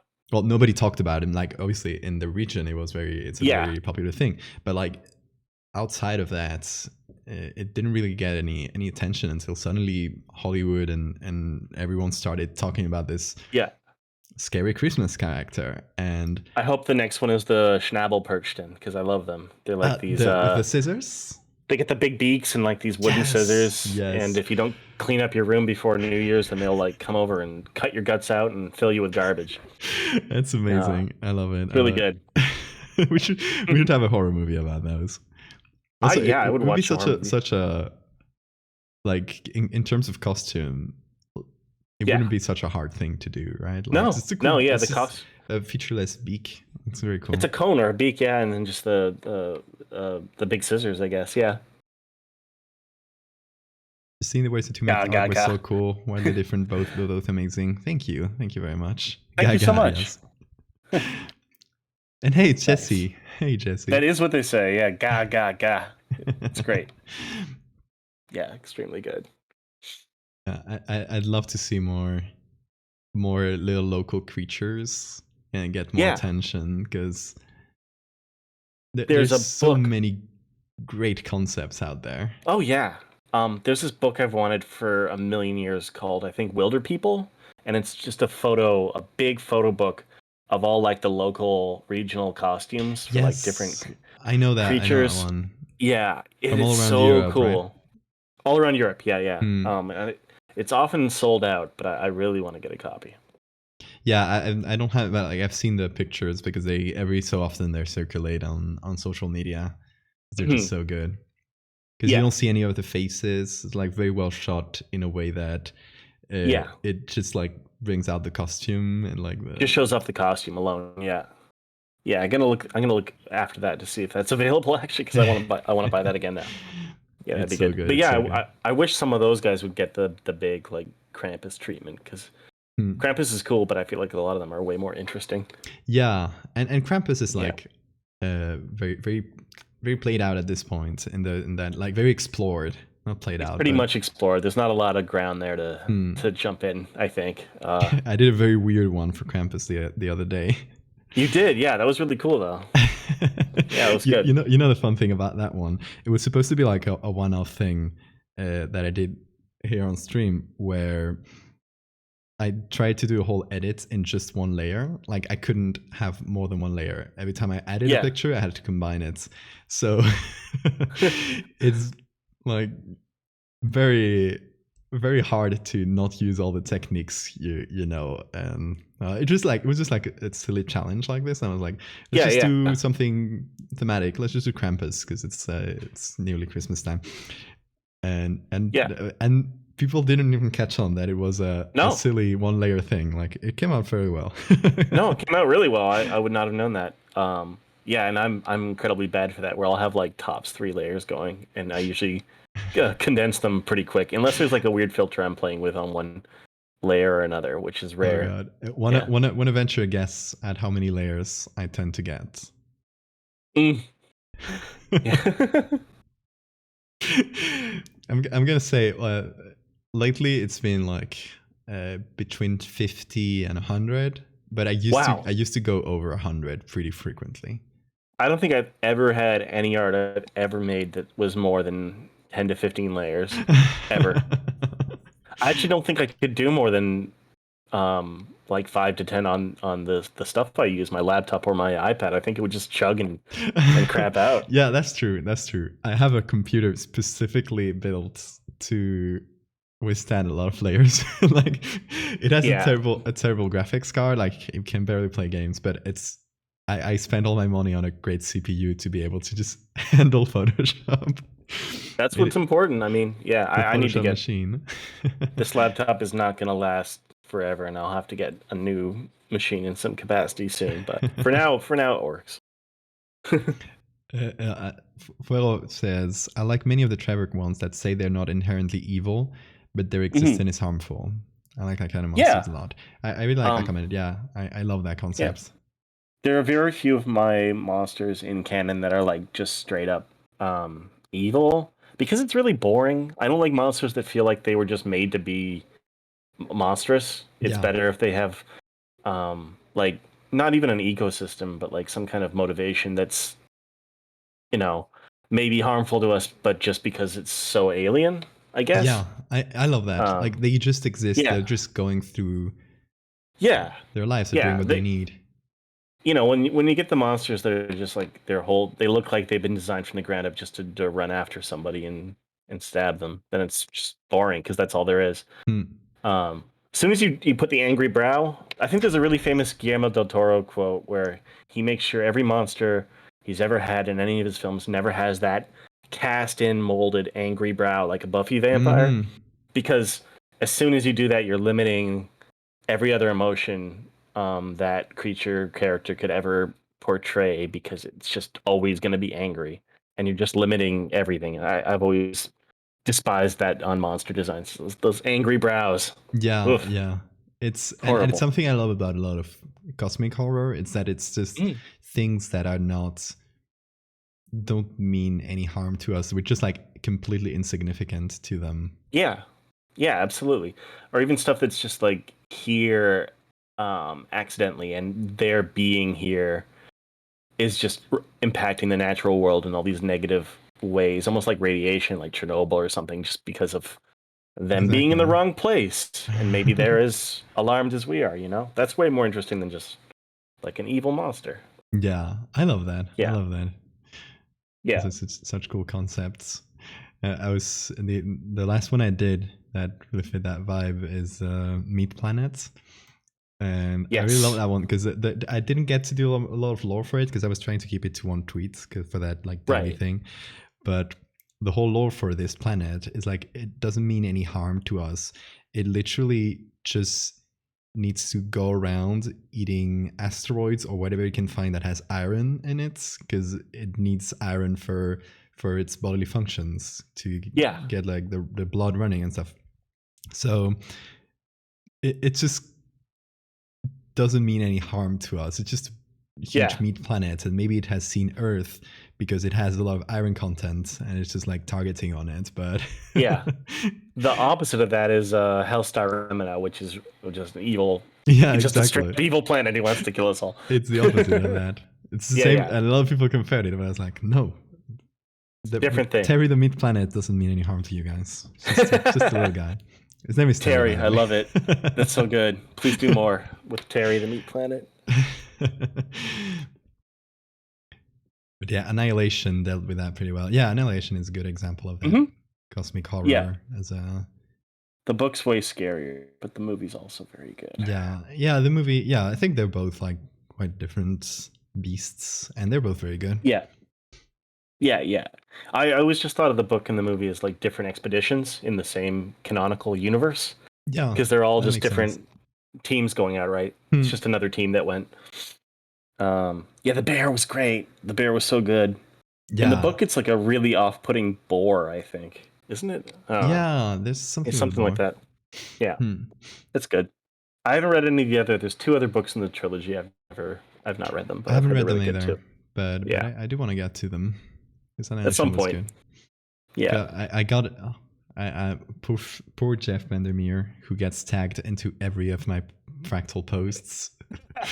he seems like he's a bit of a persnickety Twitter personality. He's a little Yeah, grumpy. yeah. He kind of seems like he just wants to chill in his backyard, which is full of wild animals, and like take nature videos, which is great.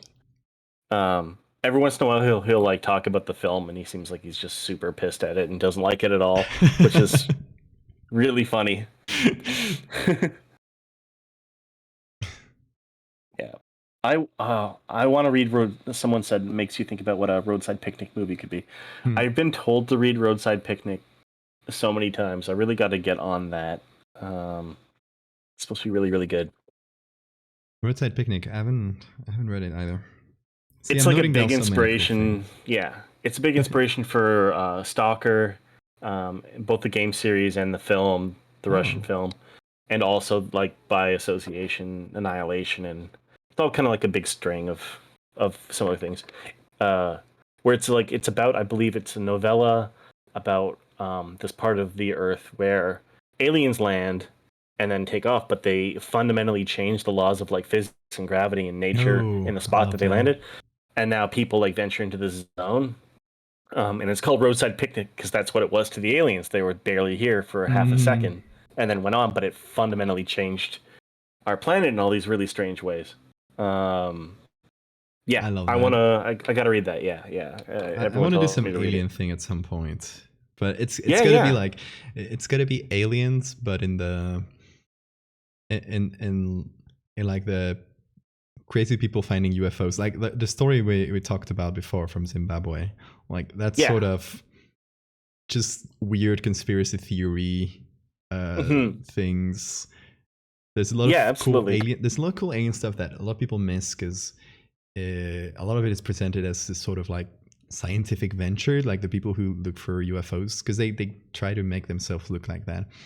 But Yeah, there's this whole like religious undercurrent to it, to like new age totally. stuff that is so weird and interesting that they would tie aliens Oh to all yeah. that new age things. It's Well, there's Heaven's Gate, the cult that thought they were going to hitch a ride on a UFO exactly hiding in alien cults. Haley's Comet. Yeah, there's alien cults. There's all kinds of stuff like that. Um, yeah, I feel like there's a bit of a dearth of alien media that kind of portrays it or executes it in a more interesting way of just than the straightforward like sci-fi Independence Day kind of way. Like Yeah. there's more and more like horror stuff, but also like you could get really really weird with it, and not a lot of people do. It's always surprising. Like I want to see more like that. Yeah. Oh yeah, absolutely. Just looking at people talking about this. Yeah. Yeah. I also Look, gotta watch Levitos Stalker, and the the laws film. of physics can turn you into red mist if you're not careful.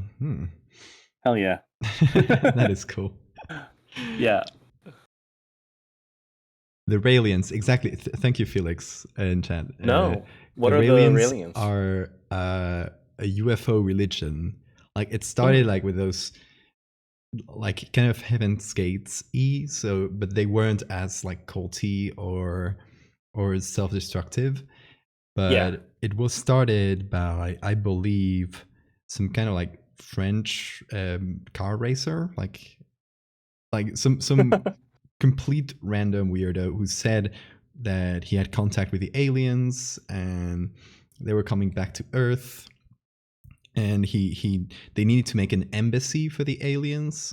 So he started like pulling funds from a bunch of people, like creating this religion, and the religion itself is made to funnel people into to funnel money into this guy's pockets. It's like Of course. so transparent that it's funny, Yeah. and you can look up on Google, just like, or even on YouTube, you look up Raelians, and they have their, or Church of Rail, I don't know their official name, but they have a YouTube Mhm. channel with some just like the most 2000 3D renders of this embassy they're building. And the I love it. embassy, they go around it. The embassy is like a huge circle, and it's like, oh, this is for the spot for the aliens to land and all that sort of stuff. And then there's like personal suites for the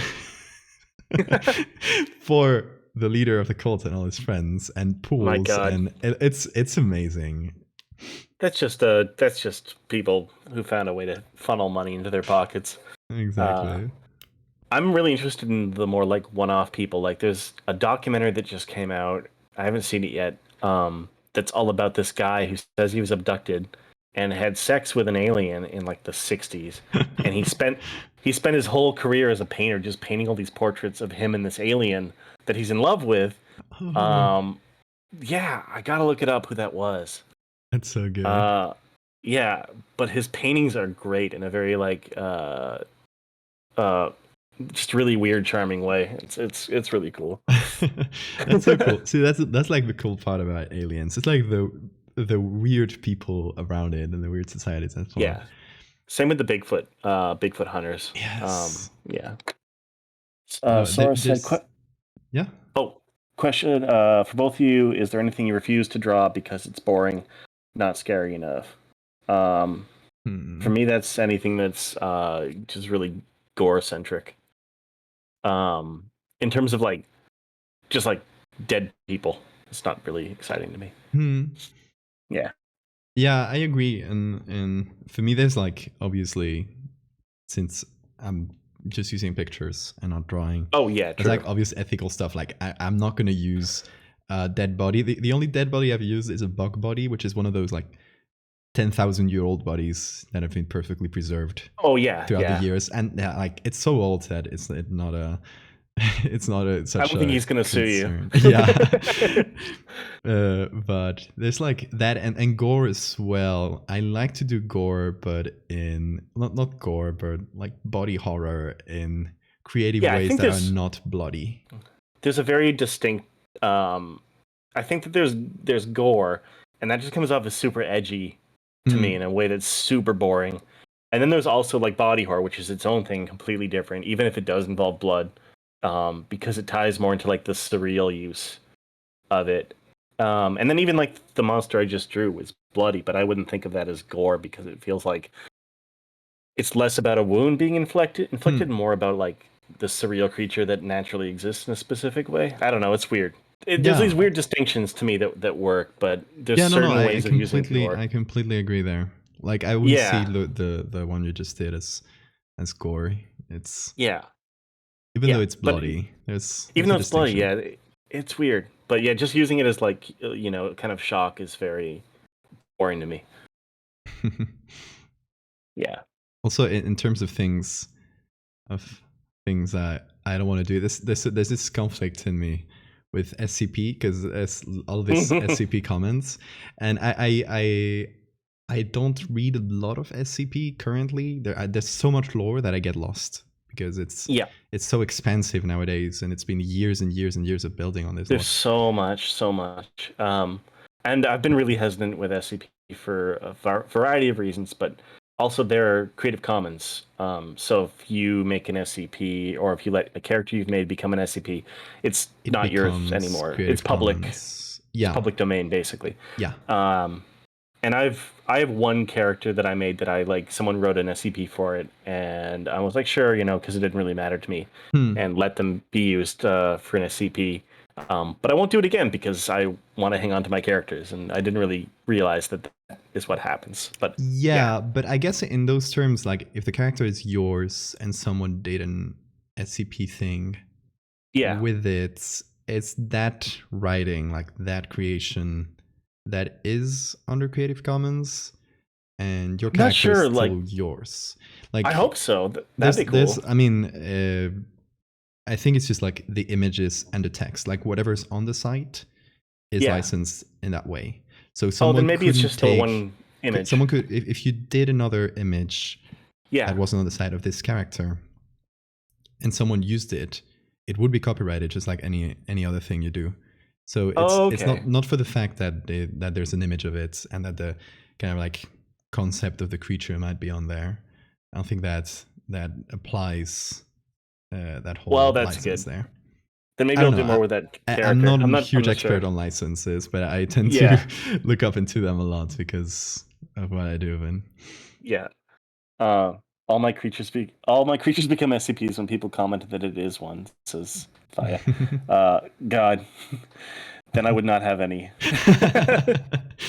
So and the conflict for me with SCP is that I like the world, and I feel like I want to put something in that site because when I was a teenager, I used to read a lot of creepypasta, and I remember a lot of those SCPs having a lot of impact on me. And even though it was the early ones that were probably, I haven't read them again, but they're probably very badly written.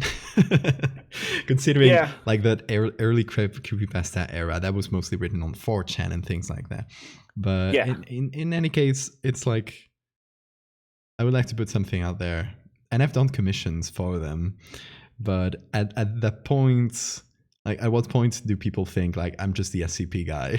I don't want to become that, I mean, I've gently kept the divide between me and SCP as best I can, and I still get constant like, oh, you're, SCP guy. So if you actually went in with them, then I imagine that would be a lot more prevalent. But your stuff is, I can see why they want you for it, because like your stuff is so seamless. I've gotten quite a few commissions for SCP already. Yeah. So I mean, and if they commission me for it, I have of course, problem. Yeah. Even like with the whole releasing the image to Creative Commons, because at the end of the day, it's a commission piece. I don't have the attachment I have to the personal stuff I make. So yeah, absolutely. If I'm being commissioned for something, sure. Yeah. Yeah. I think if you opened up commissions for SCP authors, I mean they're all broke is the problem. They're all amateur writers, but you get a million. That's true. Yeah, probably. Oh, that'll be my fallback at some point if I ever need to open commissions. I can Do SCP commissions, yeah. There are a lot of really cool SCPs. I haven't gone on the site in years. Because like you said, it's so overwhelming. There's so much there now and so much information. But there's a bunch that I still really, really like. I really like the one that's like there's a SWAT team basically going into a factory made of pipes. You read that one? I don't think I've Just read that infinite one. pipes, a Oh, I labyrinth of love that. pipes. Anything architectural horror Yeah. is I love it. It's cool because the article itself is about this factory in the middle of nowhere that no one can get into, and it has a cannon on the top that once every like number of months will like fire out a canister, and when they look in the canister, it's like a chicken or eggs, or sometimes the skeleton of a chicken. And then if you click the link at the very bottom, it's like a report of people going into the factory, and it's this huge self-contained horror story about like how the inside of the factory is just like machinery that does nothing and pipes that go everywhere, and yeah, it gets really bleak and weird, but I love that.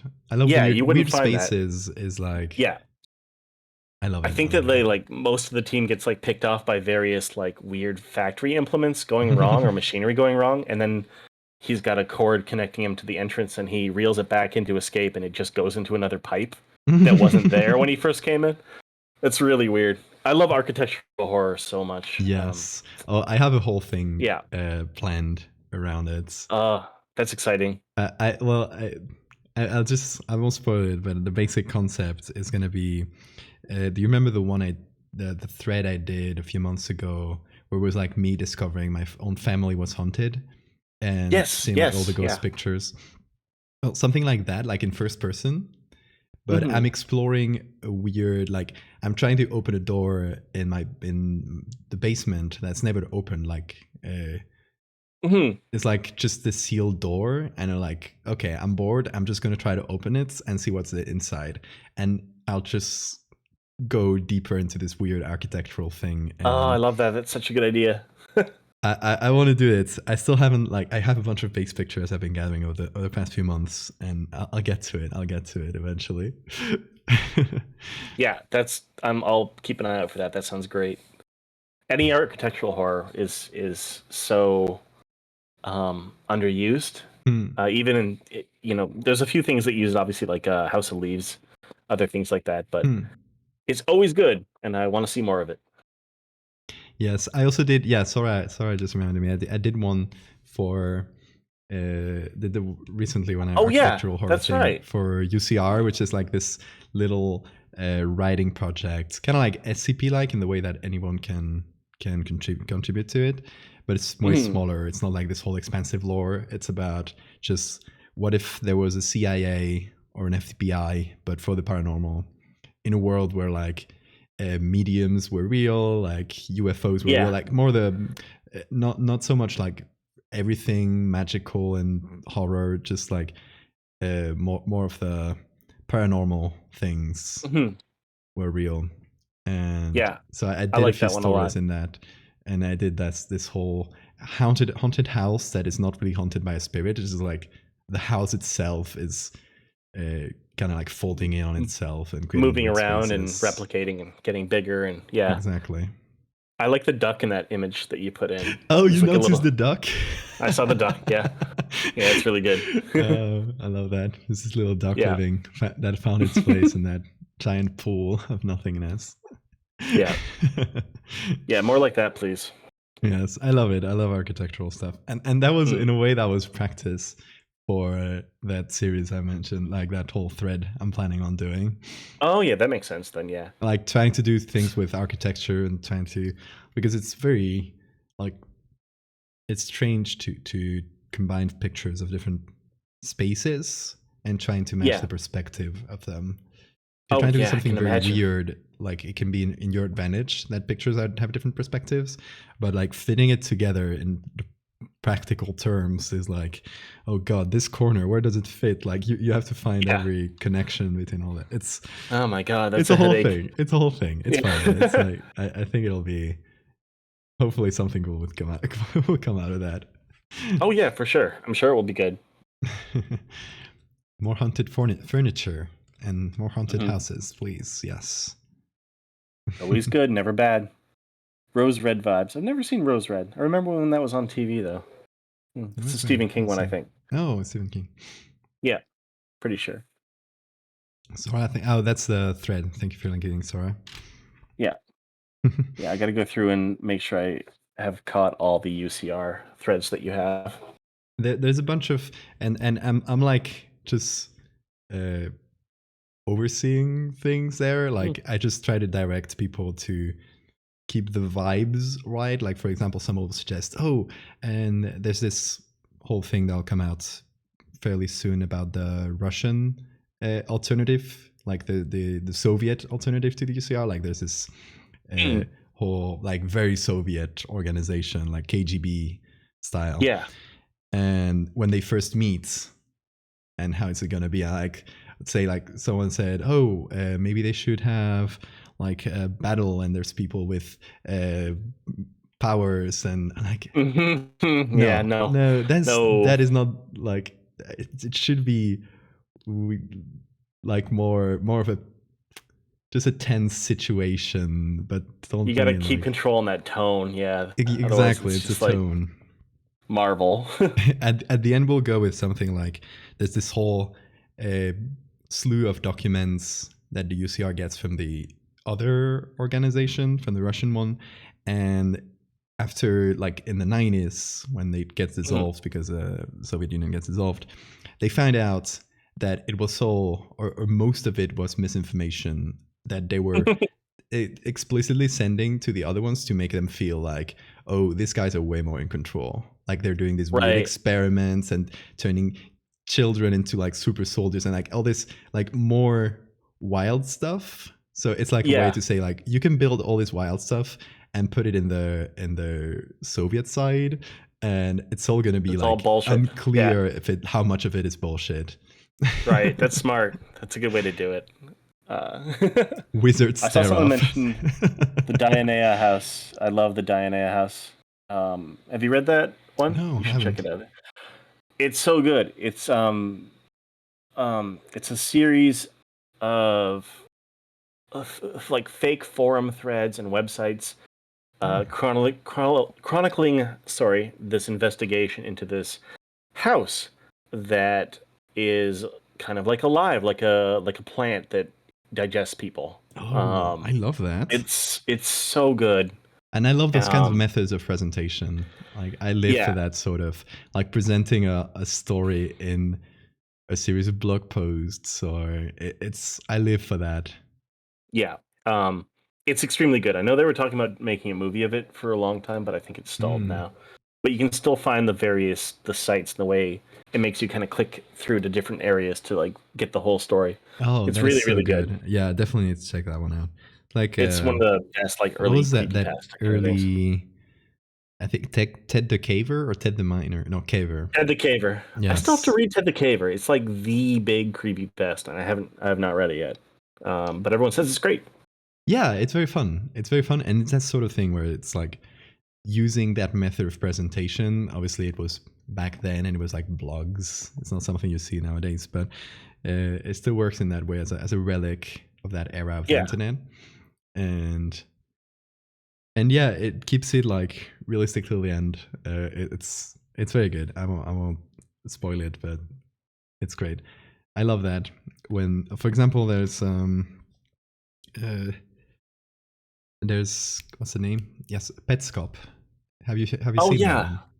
I do like Petscop. That one's really convincing. Yes, and it's like using that gameplay like playthrough aesthetic to tell a story is so good.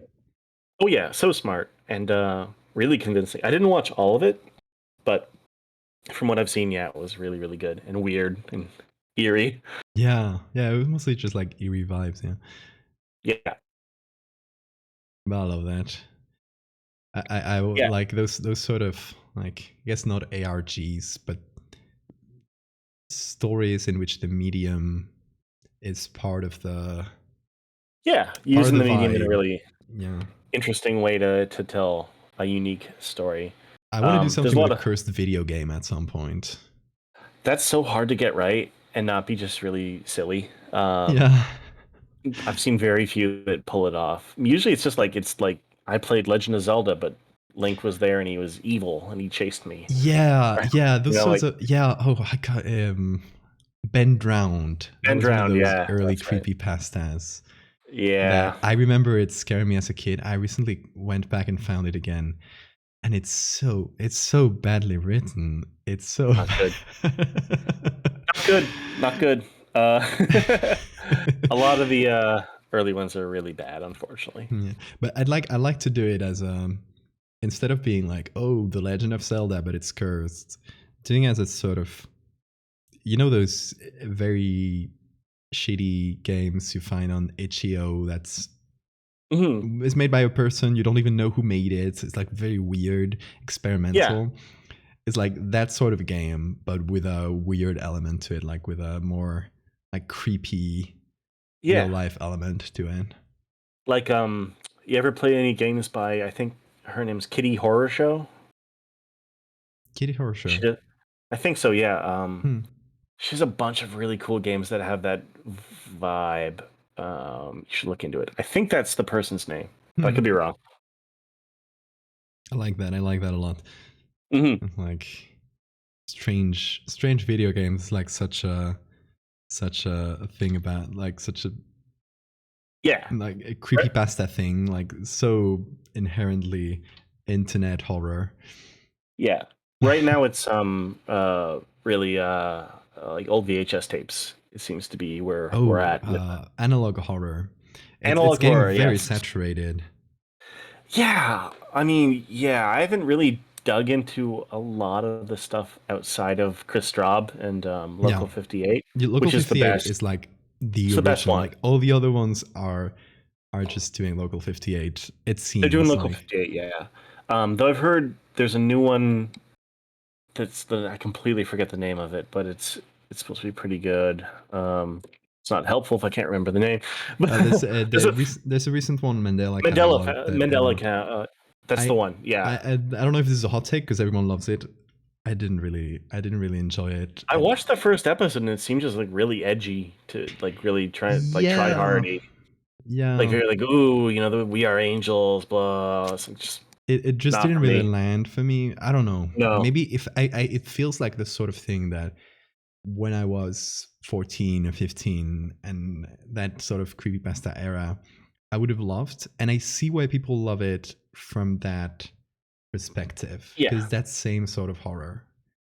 It definitely feels like a throwback, but it just felt very edgy in a way that it doesn't really work with my sensibilities, I guess. Yeah. Yeah, I'll probably watch a bit more of it. I've only seen the first one or two, but I don't Oh, know. There's got to there's be one. more There's that we. one I do want to shill because I love Oh yeah. them, and it's not horror. It just has that VHS aesthetic. And it's called Mm. British Cryptids. I think I I might love have British might cryptids. have mentioned it to you again. Yeah, They're uh, very good. they're very good. I actually, they talked to me the other day and saying if I wanted to do a picture of them, I was like, oh, I'm delighted to. Oh yeah, you guys get on well. I feel Yeah. that's gonna be good. So possibly for the next videos, I'll do a little picture or so to I'll Nice. I'll let you guys know. But it's great. British Cryptids. Check it out in chat if you don't know it. It's They about definitely take like a whole different tone than what yeah you would expect, and it's much more successful yeah. than It's not it. it's not. I Yeah. wouldn't call it analog horror because I don't think it's No. horror. But it feels like documentaries. It's more like those kind of cheap-ish documentaries done during the 80s that are distributed in libraries. With a very British narrator talking about like Mhm. strange local cryptids that don't exist. Like it's all made up by them, but it feels like those local stories. Like there's a Twiggly Witch, and it's just like a little Yeah. a little thing made out of twigs and sticks, and like a little forest pride. And they talk Super about it good. and present some pictures, some newspaper cutouts. It's like very, very lovely and very well presented. I feel like I wish that more of the straight up analog horror stuff would play into like those kind of vibes because everything seems to be feeling exactly the same. Where it's like it feels like analog horror just means either like a Local 58 knockoff or Hmm. like I don't know, but playing with stuff like even like Garth Marenghi's Dark Place, or like a bad public access television program or something. There's Yeah, so much material in there, and nobody's done anything quite like that yet. I think, like you were saying, the British cryptids is the closest to something like that, but they're not aiming for horror. They're doing their own specific thing, yeah, and exactly. doing really good at being really successful at it. Hmm. Um, but maybe something that'll pop up in the future. Yeah, yeah. I think like what you said, like they take the aesthetics of a VHS filter and Mm. sort of some 80s stuff, but there's none of the meat of it, right? When you actually see like 80s shows and at TV, like local TV, which a lot of them try to, Yeah. and and local 58 was great and very successful. I need to bring Chris here. I'm mutuals with him, and I'm like, Yeah. I don't have enough of a relation to like just straight up like ask him, but I need to. I've talked to him a little bit, but not as much as I would have liked. It's cool that it seems like he's gearing back up with Local 58, because they just had a new video that seems to Yes, pretend a lot of new stuff coming up, and I hope it gets bigger and weirder, and he keeps doing stuff because he really was the first, all the way back to the story, the creepypasta Candle Cove, yes, even I before love it that became like one. yeah, exactly. It's one of the few that works so well, the early creepypastas, because it knows when to get out. It's just 2 pages, does the job and doesn't go overboard with all the Exactly, details. Yeah. exactly. It's just creepy and cuts it when it needs to. Yeah, I think like Candle Cove is probably of that era of creepypastas is like the one that stuck the most with me. And now you Oh can yeah. look back at it, and it's still very well written. And it's not like the other ones where like you were young and didn't recognize good writing from that one, but Yeah, yeah. it was I actually mean, there's a good. reason it was the first season of Channel Zero was all Candle Cove, and Exactly. one of the best shows ever made. So Yes, such a good show. definitely, Everyone, watch Channel Zero, please. yeah, everyone go watch Channel Zero. I mean, you've heard me talk about it enough, so at this point, Oh, just there's watch. the yes. Have you seen the Flesh Pit National Park? No, I know about it. Mystery Flesh Pit National Park. Yes, I've seen a yes. little bit, but not a ton. It's Yeah. there's like it's really quick to get through, really, because like just this one man project Mm, that he posts to Tumblr. I think it's a Tumblr or a website. I don't recall, but you yeah. can see all the little documents of like different eras. It's like I think you'll enjoy Ah. the vibe because like the whole history of the park since it was discovered back in the like by old miners and into into the modern days where they try to make a hotel and a spa inside it and they try to make it like super commercial and Yeah, then there's accidents in it and there's like a whole history a whole timeline of it that's awesome. I gotta look and that up. yeah yeah you should it's very well done. I should Nice. also bring the person behind it, which I think is also named Trevor, which is makes things confusing. Oh, that's cool. Yeah, you should I should bring him in at some point. keep a list going. Is something about Trevor's and horror? I don't know. A connection.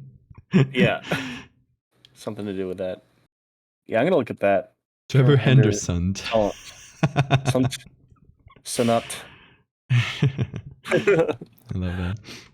Yeah, I'm gonna look up that Flesh Pit after this. Yeah. Absolutely. Yeah, we've been going on for a couple hours now. You want to wrap it up? Oh, yeah. Yeah, I guess so. Yeah, I guess I should go eat something and feed my cat. Okay. And Trevor, it's been a blast. Yeah, thank you again. This is great. It's always great talking to you about stuff. Yeah, and you're always invited to come in here and just ramble about whatever. It's such a Thank you. it's just fun. Really excited to see who else you bring on. And I'll definitely be tuning in for David Ramiro for sure. Yes, couple weeks from now, Okay, cool. Sunday 26th, I think it is, just after Christmas. Okay, cool. Oh yeah, right after Christmas. Okay, cool. I'll try and tune in for that for sure. Okay, Trevor. Awesome. Then, All right, I'll talk to you later then. okay. See you. All right. Bye. Goodbye. Okay. Oh, here I am. Guys, hope you enjoyed the show. It's so fun to talk to Trevor and to you guys. I love seeing your comments and reactions in chat. I'm sorry if I missed things. I tried to get to as many questions as I could. But yes, thank you everybody. I'm really enjoying this project, and like setting it up has been very fun. Hope you enjoyed the little overlay and everything I did. And I already have some stuff like planned and in the works for the next part, which is going to be again on the 26th with David Romero. We're going to have a little collab piece that we're going to be revealing. David's going to have a very cool VTuber avatar thing that I animated. It's like, if you've seen his profile picture, is like this little bat skull thing. You'll see there. It's that but animated. And yeah, let me put on the background music as there we go.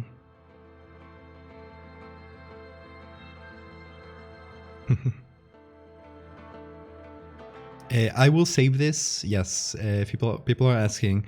This is gonna stay recorded in the Twitch channel. You can see it right after I finish the stream. You'll be able to see it in the VODs, which will stay for 2 weeks, and I'll do a highlight, which I'll post on Twitter. The highlight stays forever, so you can watch it where you want. And then I got a YouTube channel that I prepared for this. I'm not going to post it to my main YouTube channel just to avoid spamming, I guess. But let me send you a link to the accounts so you guys can be the first followers if you want. Just put a link in chat there.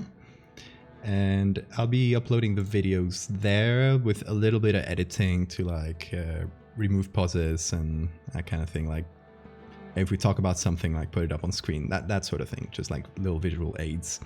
So yes, they'll be coming in like tomorrow or the next few days, like whenever I got time to just take the video and edit it a little bit. So yes, there you go. I don't know if it's sent because my Twitch chat is apparently running slow. Yes, I'll send it again because I think my Twitch chat was like going slow. There you go. It should be on right now. So yeah, you can be the first subscribers there of the secret new channel. No, it's working. Okay, thank you, Tora. So yes, let me see if we can finish by rating someone cool. Oh, nobody's ever streaming when I have someone to raid with. Guys, it's been a blast. I hope we'll have Trevor at some point again in the future. Trevor is always great to talk to, but we'll have a lot of cool people working in horror, just artists and all sorts of people. I won't spoil it, but YouTubers, musicians, all sorts of folks telling us about folklore, local stories. If you like my stuff, you'll like all this. You'll like this podcast because I'll bring in the coolest people, I swear.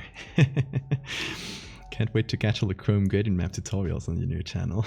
Oh, you wish. Guys, it's a blast. I will see you tomorrow for a regular stream, so tune in for that if you just like Photoshop art. And if you don't like that, then tune in 2 weeks for another podcast. Guys, see you very soon. Take care.